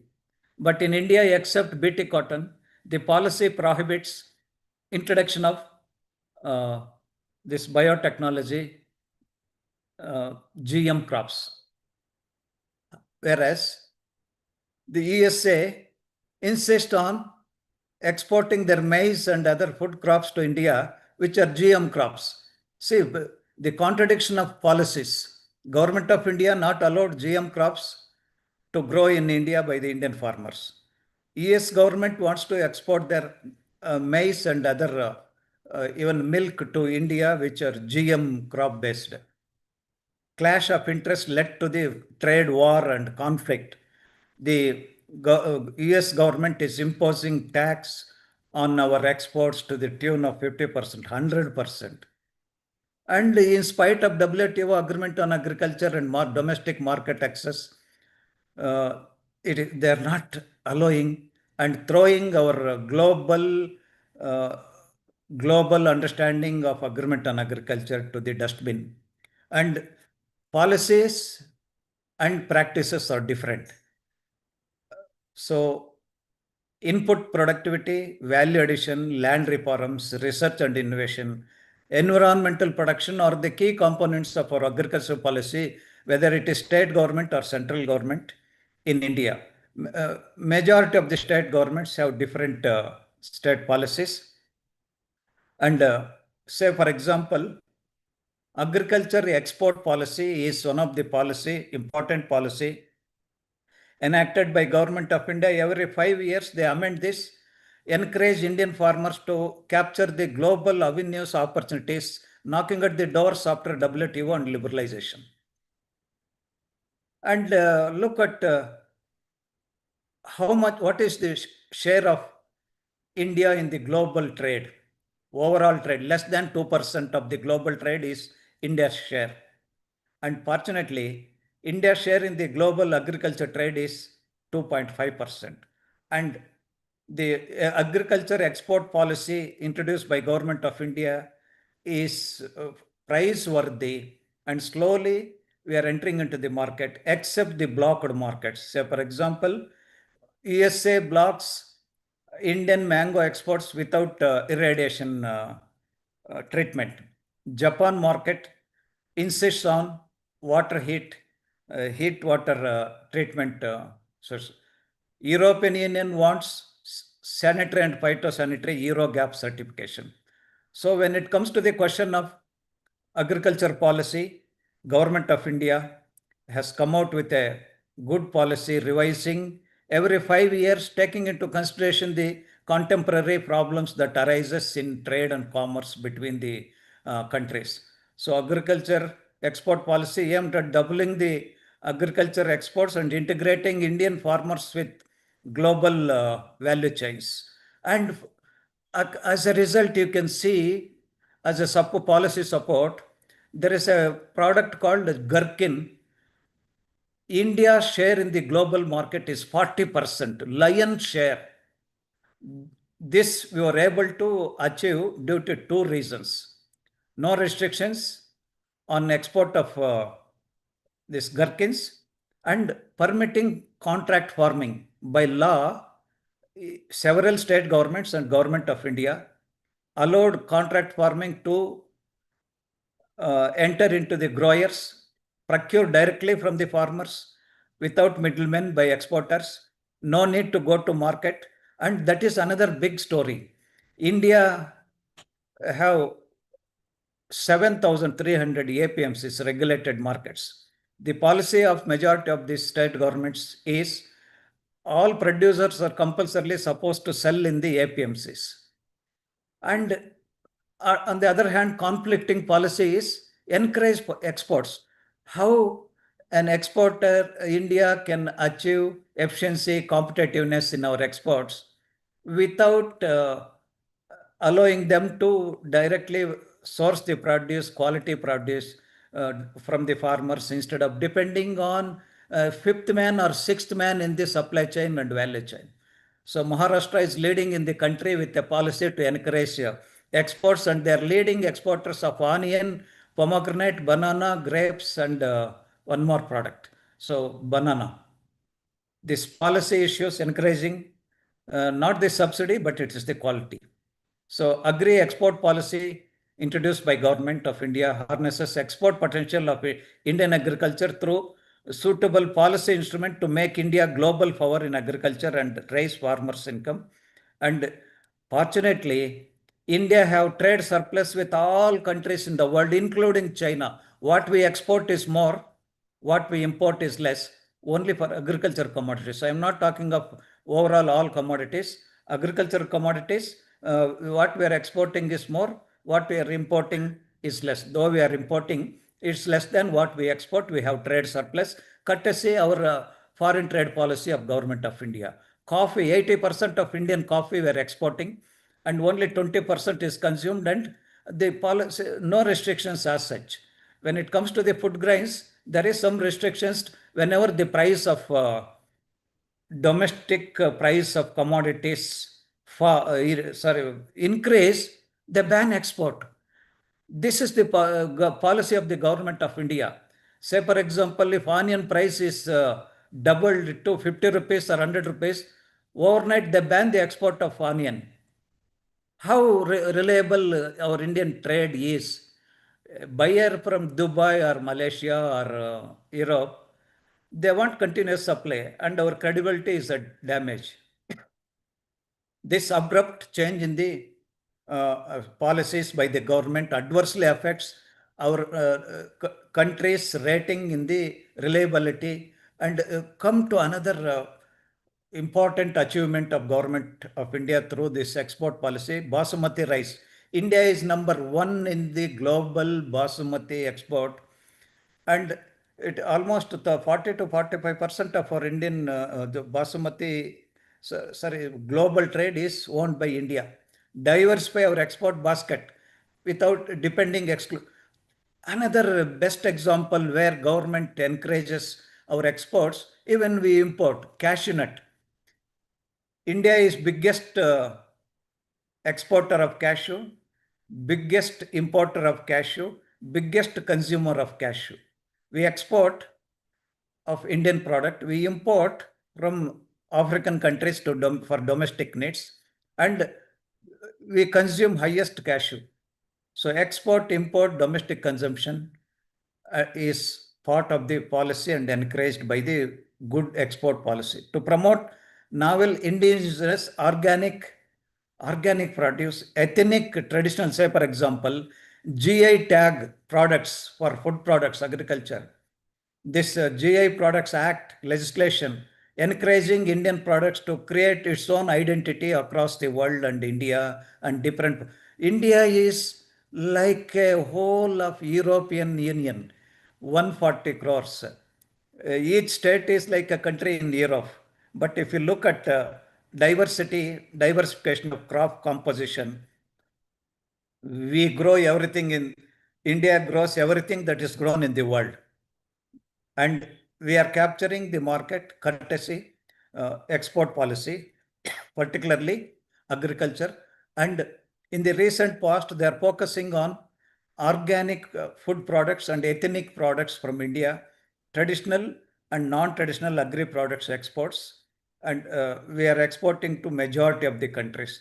And to provide institutional mechanism for pursuing market access, tackling barriers, deal with sanitary and phytosanitary issues, export policy promotes. Say, for example, I quoted herds in export. India is number one in the world in production of mango, but we are not number one exporters due to various reasons. So this export policy comes out with different schemes to encourage Indian farmers to capture the market. So export policy is one of the key promoter of Indian exports. To double the share in the world agri exports is the objective. And as I was talking about, India is number one in the world in the production of this gherkin, and we are 40% is share of India in the global trade, targeting USA and European Union countries.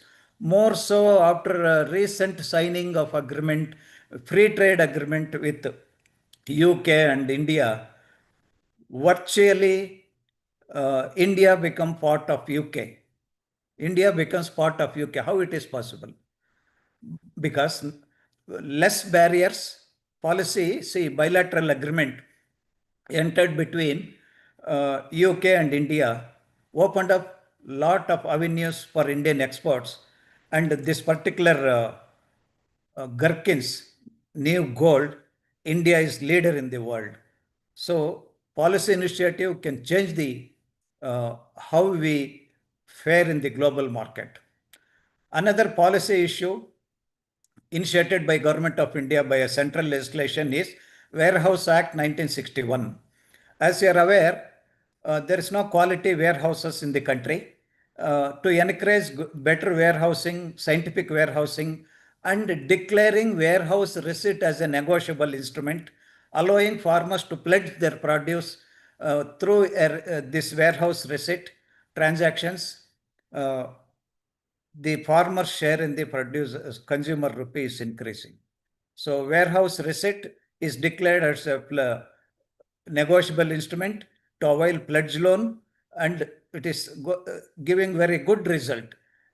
You can see one of the best scientifically established warehouse as per the norm stipulated in the Warehouse Act 1961 of Government of India, and each state government have their own state warehousing facilities. But what you see here is a warehouse in Coorg where coffee is grown and high value crops, and we export 80%. And there is this supply chain, including warehouse, is supported by the government. Another policy change, say, we can say revolution in trading by introducing online trading, online platform to buy and sell the commodities across the country through e-trading, online trading, digital marketing, even allowing multinational companies to enter India in wholesale and retail is another policy. In fact, when Government of India amended its act, permitting 100% foreign direct investment in wholesale business, majority of the regulated market traders went on strike under the grounds that this entry of the MNCs in trading of agriculture commodities, food commodities will take away their business. But it's not happened. Now they are coexisting. For example, German company Metro Cash and Carry and Walmart entered India both in wholesale and retail. Still, our Indian retail system and consumer purchase behavior patronizes. There is a scope for everybody to survive in the food industry. And in fact, the government looks into the welfare of everyone. There is a place for everybody to live in this country. Policy will change. And this quotation, one country, one market, is not practically possible because of diversity of rules, regulations, acts, policies from one state to another state. Thanks to amendment of GST, goods and services tax, at least these taxes are same. And there is a provision that if some product is, say, agriculture commodity, food commodity is traded in one APMC in one state, no need to pay market fee or tax on that commodity in some other state when it is traded for the second time. Another major thrust is transportation. So coming to the unified market platform through e-trading, ENAM, Electronic National Agriculture Market. Hitherto, only physical trade was there, and each state has their own regulated market policy and the legislation. For example, Karnataka Agricultural Produce Marketing Regulation Act 1966 is the legislation that is in practice in Karnataka. You go to Maharashtra, it is a different legislation. So when the commodity wants to move from one place to another place, from one state to another state, say buyer is from Bhopal, seller is from Salem, they meet on online platform where the state government of Tamil Nadu and Madhya Pradesh will act. There is a need for national agency, national legislation to support, regulate, promote, help, and ease of doing trade and commerce in agricultural commodities, and ENAM is the solution. And you can see this electronic national agriculture market linked to APMC, managed by Small Farmers Agri Consortium of Department of Agriculture and Farmers Welfare, Government of India, Ministry of Agriculture and Farmers Welfare. And this national agriculture market is relatively, though we cannot expect overnight farmers opting for digital marketing, entering into the online platform selling, there is a lot of improvement to break this dominance, monopoly of traders in buying and selling of commodities in the local market, where by opening up traders across the country to enter into this online platform and buy and break the dominance. Many examples, live examples. The policy makes the difference. You can see the ENAM markets are operating across the country, linked to the markets. To promote uniformity in agriculture marketing, streamlining procedures across the integrated markets, removing information asymmetry between buyers and sellers, promoting real-time price discovery based on actual demand and supply is promoted by ENAM. So e-tendering, even if you look at age-old practice of tendering, open auction, to buy a product, traders used to go and participate physically, quote the price, shout, and come to an understanding and rig the prices, cheat the farmers is a common phenomenon across the country.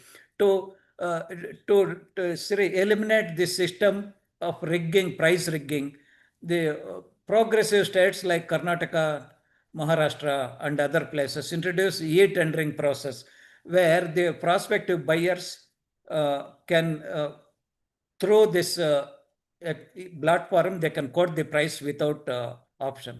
So even online spot exchanges are introduced.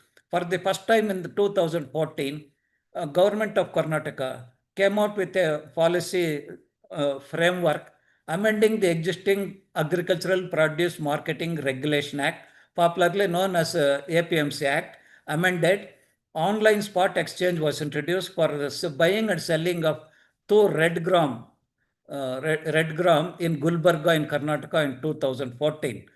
Say Tur board or this Tur board of government of Karnataka helped manage to establish this exchange in collaboration with NCDX, National Commodity Derivatives Exchange, and helped the small farmers.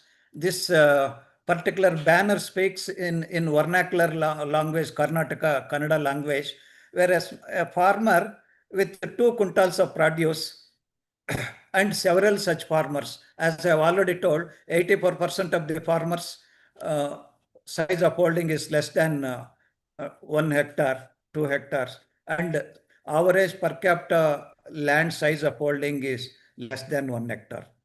So what marketable surplus they have, what quality and uniformity they can achieve.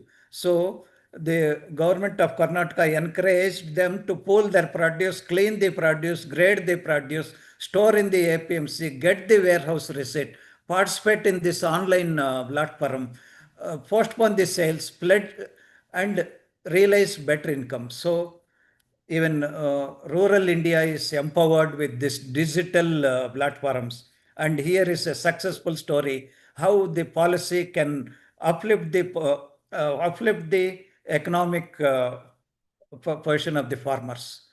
And AgMarkNet, as you are aware, market information is the biggest weapon in the hands of the traders. Farmers are not.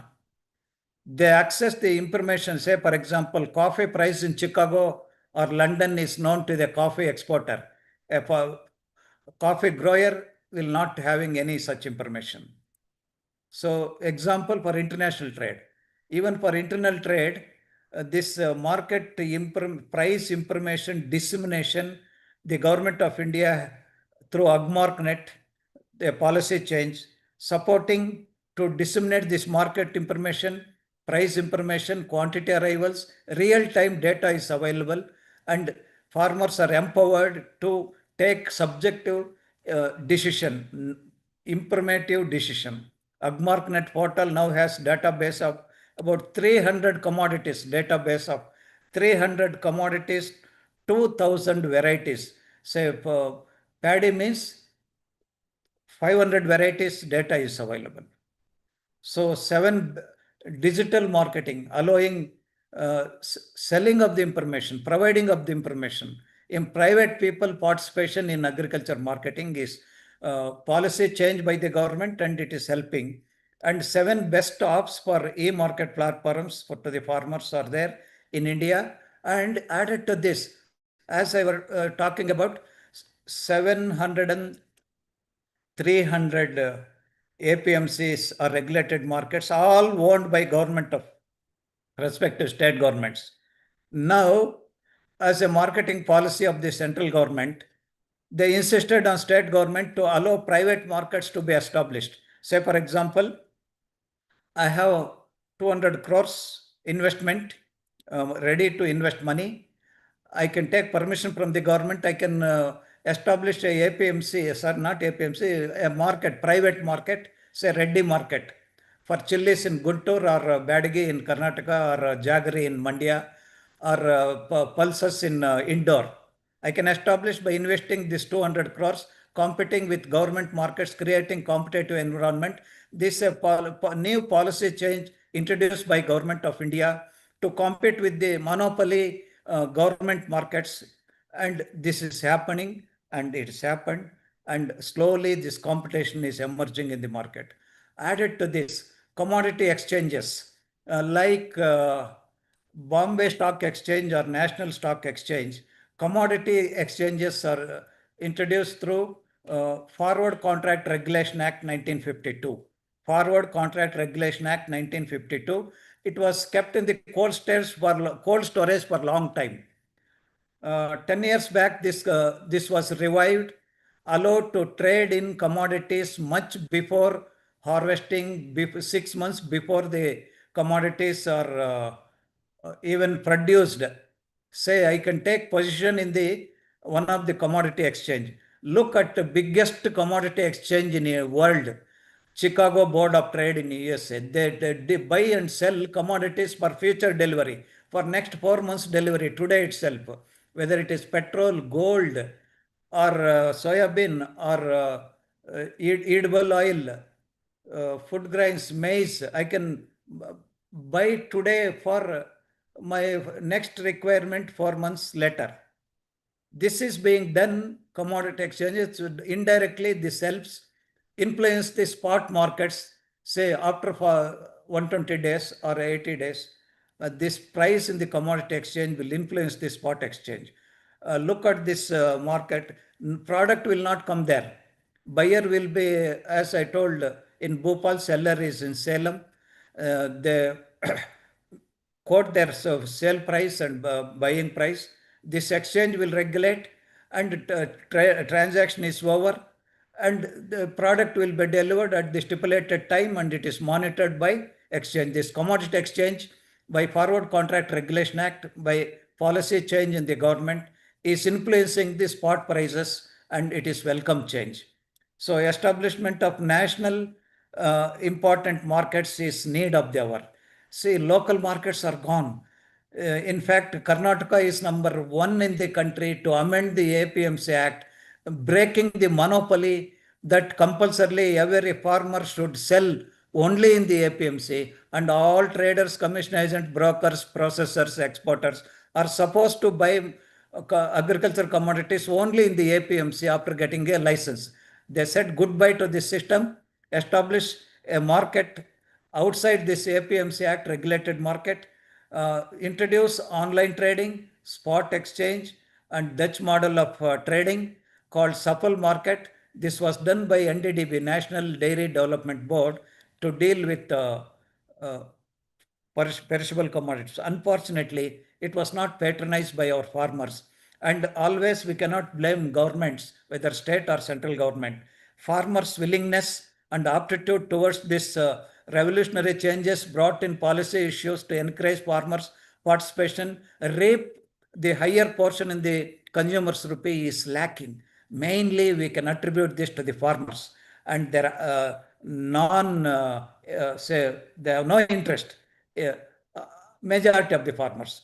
So encourage and government of India to encourage infrastructure, logistics situation at the farmers' grade. They have introduced lot many schemes encouraging farmers field the grading and farm produce, like say small cold storage, grading, cleaning. You see how they have graded this onion. In fact, Maharashtra is number 1 in the production of onion in the country. And 60% of onion comes from Maharashtra alone, from Nasik area. We have biggest onion market in Asia called Lasalgaon. They do grading, and even they export to the Gulf countries. So encourage farmers to clean, grade, pack at the farm gate, providing required infrastructure, increase the farmers' share in the consumer's rupee, is the objective of the government of India policy, and it is happening by extending some subsidies. It's not production alone that matters. As I have already told, we have already this problem of plenty rather than problem of scarcity. Secondary agriculture, processing, cleaning, grading, packing, branding, processing, exporting, these are the needs of the hour. And the government of India and many state governments have come out with policy changes, legislations supporting such attitude. Look at this, one of the handling center in Baramati in Maharashtra, where the cold storage packing unit is there, established by support from government of India through NHM. And farm gate, small cold storage to store the grapes as a pre-cooling unit. So policy issue. Look at this packaging material used. All this was able to achieve because of government support. As I was talking about, 84% of small farmers, and they cannot take the produce to the upcountry markets to store the produce in warehouse. Small godowns, rural godown scheme was introduced, a policy of the government to extend 35% subsidy to whoever builds a small godown in rural India, and government gives subsidy. So as a result, the wastage of the food grains in the supply chain has greatly reduced. This is called Rashtriya Gramina Bandara Yojana, encouraging rural godowns, owning by individual farmers to store the produce and avoid the wastage. And yet another policy change in India is encouraging food processing. As you are aware, particularly in fruits and vegetables, 40% of the produce is wasted in the supply chain. 40%. Imagine. And hardly 30% of what we produce, we process. And of course, things are changing because of the policy initiative, support, and establishment of food parks. And in one of the district in Karnataka, they have established a food park where food is processed, packed, supplied to the domestic market and also to the global market for exports. And they have declared particular areas for particular commodities for as export zones, policy change, export zones for a particular commodity. For example, Coorg is declared as a agri-export zone for anthuriums. Just an example. So this policy change is having a lot of impact on secondary agriculture. Even establishing inland containers terminal for exports in the harbors, encouraging our exports. Look at this ginger being washed near Kerala and Karnataka border in the open market, where it is cleaned, packed, transported to Mumbai market. And not only the global market, India is a big market, 140 crores, say 150 crores. We have huge market, 3 times bigger than America. So if at all our Indian agriculture want to survive, stabilize, we should provide the best quality products as desired by the consumers. And even the banana that is grown in Andhra Pradesh, particularly Tadpatri and Pulivindula, Kadapa, is being exported to Gulf countries through support from the government and with subsidy. So these things are is possible because of government support. Say APIDA, Government of India organization, they supported in providing technology, providing transport subsidy. This is the policy change.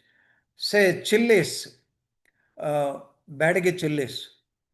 You may not believe there is a variety called Badagi chilies grown in Karnataka, and Guntur variety are the 2 top varieties grown in India.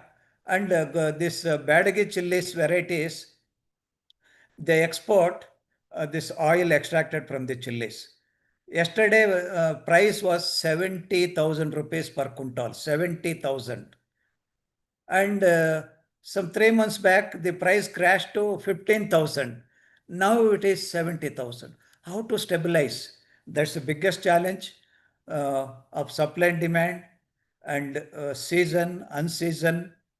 There is a need to address to all these issues.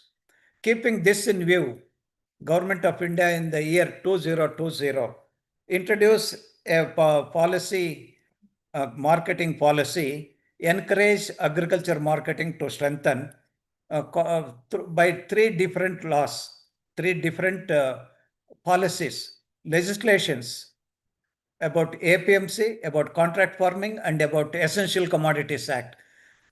Essential Commodities is a draconian act established in 1955 when food grains was not available to the consumers. There was a need to check, regulate storage of food grains. Now the problem is just opposite. We produce so much, even no place to store. We are storing in the open and it's being damaged. So where is the need for draconian, outdated Essential Commodities Act? Government of India say removed this Essential Commodities Act in 2020. Unfortunately, the farming community and opposition vehemently opposed, and after a trial for 2 years, they have withdrawn that amendments. But practical reality of importance of this policy legislative provision is, say for example, I am exporter of maize. Say I have orders of 1 lakh quintals of maize to supply to Japan and South Korea. I need to store this 1 lakh quintals in my godown before exporting. This Essential Commodities Act stipulates that no one shall store more than 10,000 quintals. What is this, say, conflicting orders?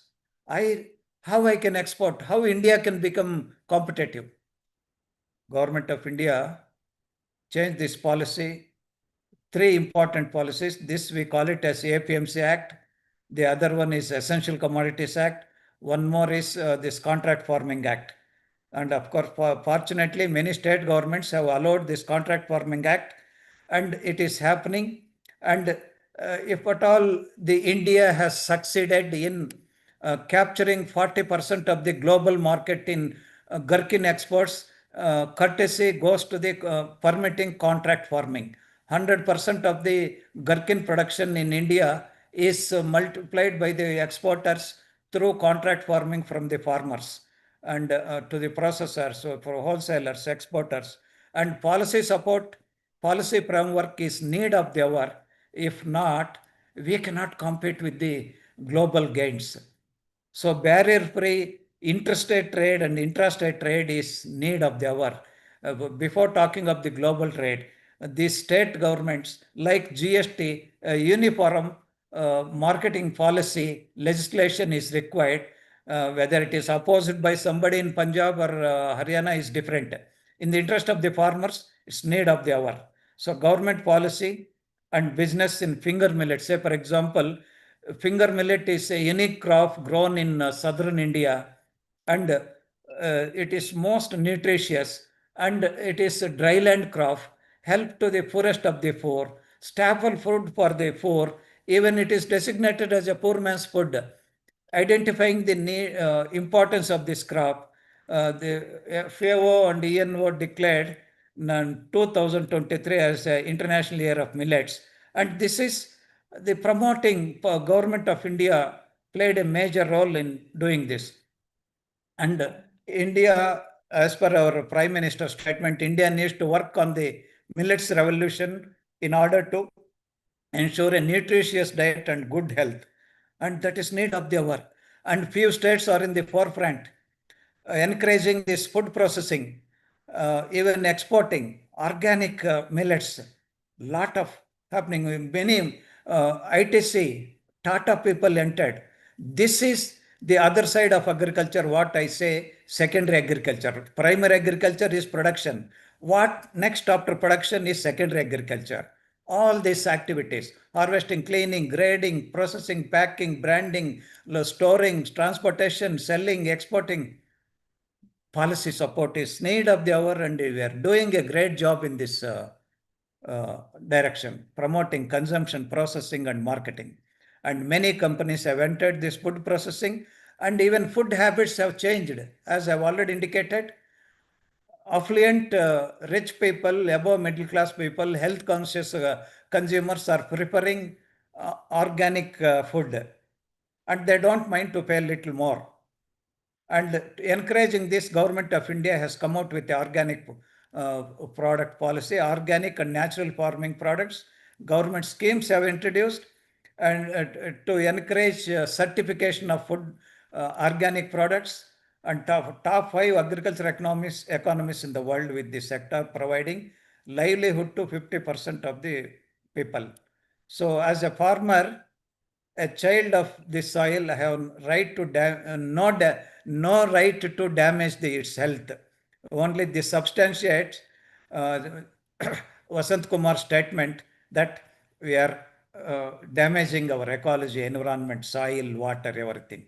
So organic farming is the answer. India ranks first in Asia and 5th in the world in organic and natural farming products. First in the world. So government support, encouragement, farmers' participation. Certification is biggest challenge in organic product. Everybody says their produce is organic.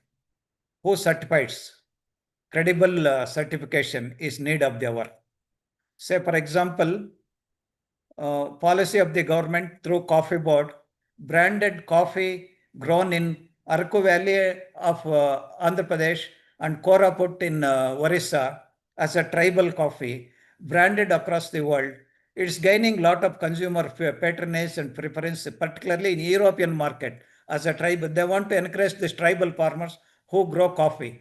This kind of policy shift of branding Indian products at the global market, and forget about global, even in the Indian market, I am ready to pay a little more for this product, tribal coffee or organic product. And this emerging in a big way, and many state governments are looking forward to this kind of revolutionary policy changes to protect the farming, particularly on the other hand, because Indian agriculture is becoming uneconomical, non-profitable, and many younger generation are migrating to urban areas because no money in agriculture. So what is the answer? How to address to this? Government grants and schemes for startups encourage agro-based industries, and there are several incubation centers encourage, and even funding is done to the startups in agri food business. CFTR in Mysore, or Indian Institute of Horticulture Research, EAS Bangalore, Manage, NAM, Indian Institute of Millets. So almost all government and private initiatives have been taken to encourage startups in agribusiness and secondary agriculture. And there is a scheme called Startup India, and they've established a separate scheme called Skill Development Centers, Kaushal Vikas Yojana in food processing, encourage branding and exclusive funding for Small Industries Development Bank of India, micro, small, and MSME, micro, small, and medium enterprises in food industry with interest subsidy, adding value to the primary agriculture and building agricultural enterprises in rural India needs need of the hour. Secondary agriculture converts farmers into entrepreneurs. This approach, by supporting value addition at farm gate, is need of the hour, and government is coming out with, as I've already told, and our first speaker from UK was talking about common agricultural policy in Europe. That is good. At least we should have common agriculture policy in country, India, where 30 states acting like a separate countries within the country are hampering the uniform trade practices, and it is high time a common agriculture policy for all state governments are brought in. We can draw a leaf from European Union, a common agriculture policy, and we can take this far ahead for success and increase the share of the producers in the consumers' rupee. So introduce the small farmer schemes and European agriculture. I need not repeat this because our first speaker elaborated. Coming to USA, the highest quantity of agricultural products are exports from India is USA. Number 1 is USA. Number 2 is China. Number 3 is United Emirates. Number 4 is Bangladesh. Whatever agriculture exports we are doing, biggest buyer is USA, followed by China, followed by Gulf countries and Bangladesh. And as you are aware, the conflicting trade policy by USA making us to look at other countries, say goodbye to America, but it will not be a long-term solution. It will be opened, and it is time to look at the European Union to come out with a policy and supportive system to capture the European market. Look beyond USA, look beyond China, and we need to go for this organic. Brazil, one of the most prosperous, agriculturally prosperous country in the world.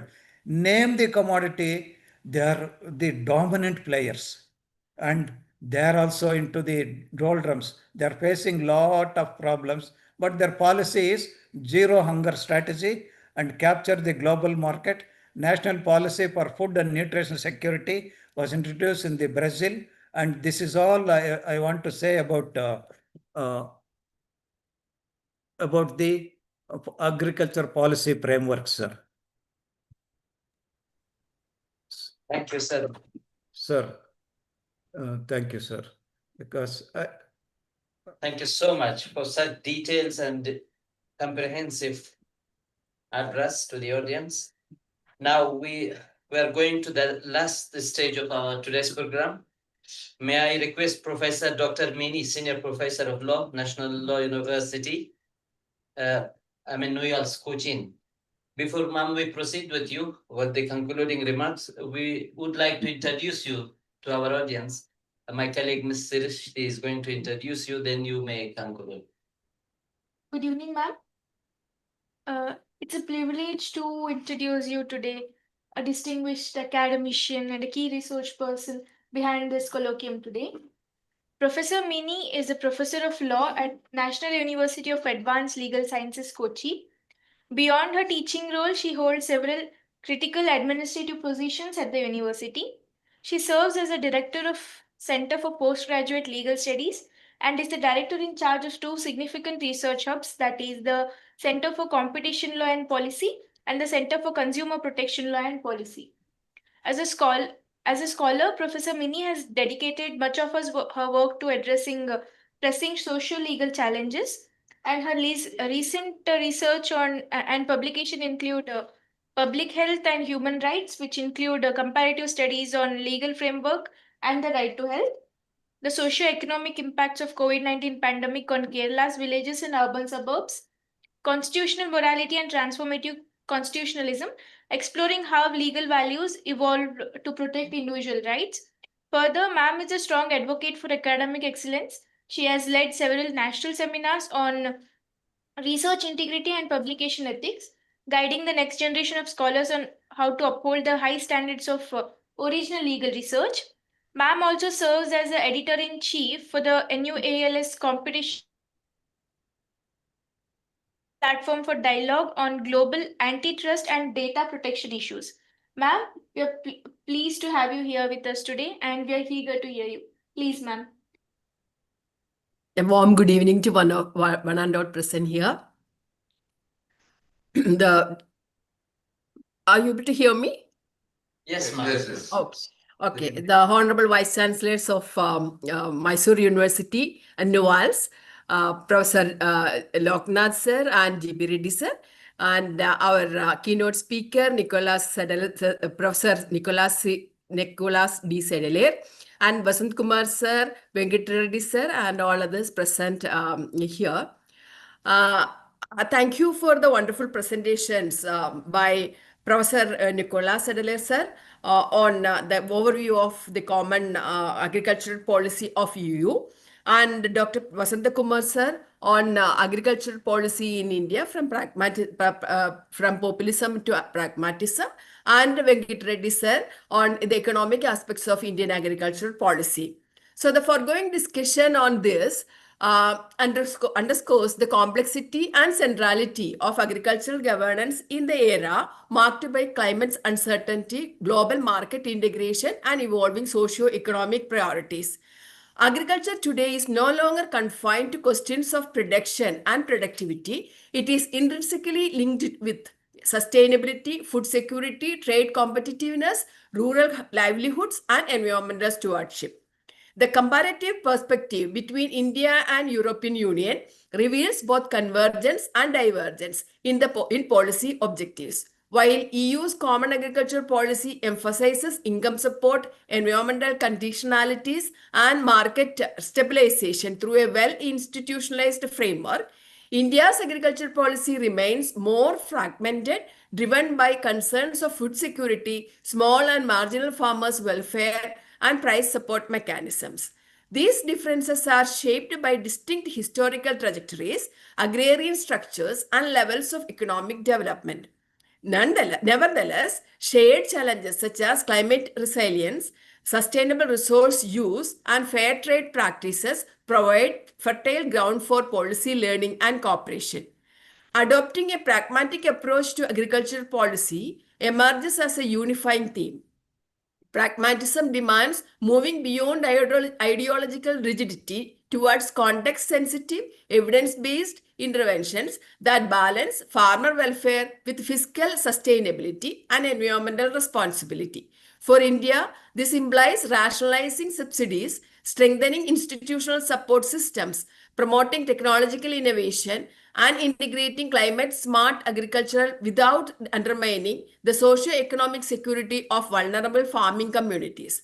For the India-EU engagement, pragmatism lies in aligning trade, sustainability standards, and developmental priorities through constructive dialogue rather than prospective conditionalities. So, agriculture policy must be viewed as a dynamic and adaptive instrument of governance. India's agriculture policy, while rooted in constitutional commitments to social justice and food security, must increasingly engage with the global frameworks such as those of the EU to address transboundary challenges.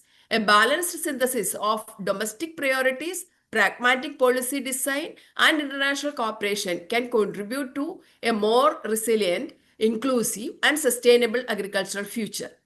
Such an approach not only strengthens the national agrarian systems but also reinforces agriculture's role as a cornerstone of economic stability, social equity, and environmental sustainability. In conclusion, the discussion of India-EU agricultural policy framework clearly demonstrates that contemporary agricultural challenges transcend national boundaries and the disciplinary silos. Issues such as climate change, food security, trade regulation, technological innovation, and farmers' welfare require nuanced, evidence-based responses that can only emerge through sustained intellectual engagement and comparative inquiry. Academic collaborations between Indian and European institutions assumes particular significance in this context. The India-EU interface offers a valuable platform for cross-learning where diverse policy experiences, regulatory models, and empirical research traditions can inform more balanced and context-sensitive agricultural governance. While the EU's structured policy mechanisms and sustainability-oriented frameworks provide important insights, India's experience with smallholder agriculture, food security imperatives, and inclusive policy design contributes equally valuable perspectives to global agricultural discourse. A pragmatic approach to agricultural policy is strengthened when supported by collaborative research, joint capacity building initiatives, and continuous academic dialogue. Such collaboration facilitates the exchange of best practices, development of innovative policy tools, and generation of locally relevant yet globally informed solutions. Universities, research institutions, and policy think tanks may play a crucial role in bridging the gap between theory and practice by translating academic knowledge into actionable policy recommendations. Ultimately, academic collaborations fosters mutual understanding, policy coherence, and long-term cooperation between India and European Union. By nurturing interdisciplinary and cross-regional partnerships, academia can contribute meaningfully to resilient agricultural systems, sustainable development, and equitable rural transformation. In this sense, collaborative scholarship is not merely an academic exercise, but a strategic imperative for shaping adaptive, inclusive, and future-ready agricultural policies. Today's colloquium is one of the initiatives for such collaboration. We are planning to conduct a 3-day program in January 2026. I take this opportunity to invite Professor Sadelair to NUALS for leading the program. I hope we will continue more academic discourses and collaborative research, which will definitely contribute to the bigger target, attaining sustainable development goals. With this, I conclude. Thank you for everyone for patient listening. Thank you, ma'am. With this program, we come to the conclusion of the program. Now, I would like to invite Mr. Adil Muhammad Said to propose word of the thanks. Mr. Adil, over to you. Am I audible? Yes, please proceed. First and foremost, I must thank Professor Dr. M.S. Benjamin for presiding over this session with such grace. We are also deeply thankful to Professor Dr. G.B. Reddy, the Honorable Vice Chancellor of NUALS, and Professor Dr. Loganathan N.K., the Honorable Vice Chancellor of the University of Mysore. Their leadership and support for such academic initiatives has provided us the foundation to explore these avenues of law. I also thank M.K. Savitha Ma'am, the Registrar, University of Mysore. I extend my heartfelt gratitude to Professor Dr. Nicholas for his enlightening keynote address. Your extensive international expertise has provided us with a valuable perspective on the CAP framework. Additionally, I also thank Dr. Vasant Kumar for his pragmatic and future-looking insights into what should be the agriculture policy. We are also extremely grateful to Professor Dr. Venkata Reddy for his comprehensive analysis of the Indian agriculture landscape. My thanks also goes to Dr. Mini Ma'am for her efforts in bringing this event to fruition, as well as her concluding remarks. Finally, I want to acknowledge the coordinator, Mr. Saeed Kudrat Hashimi,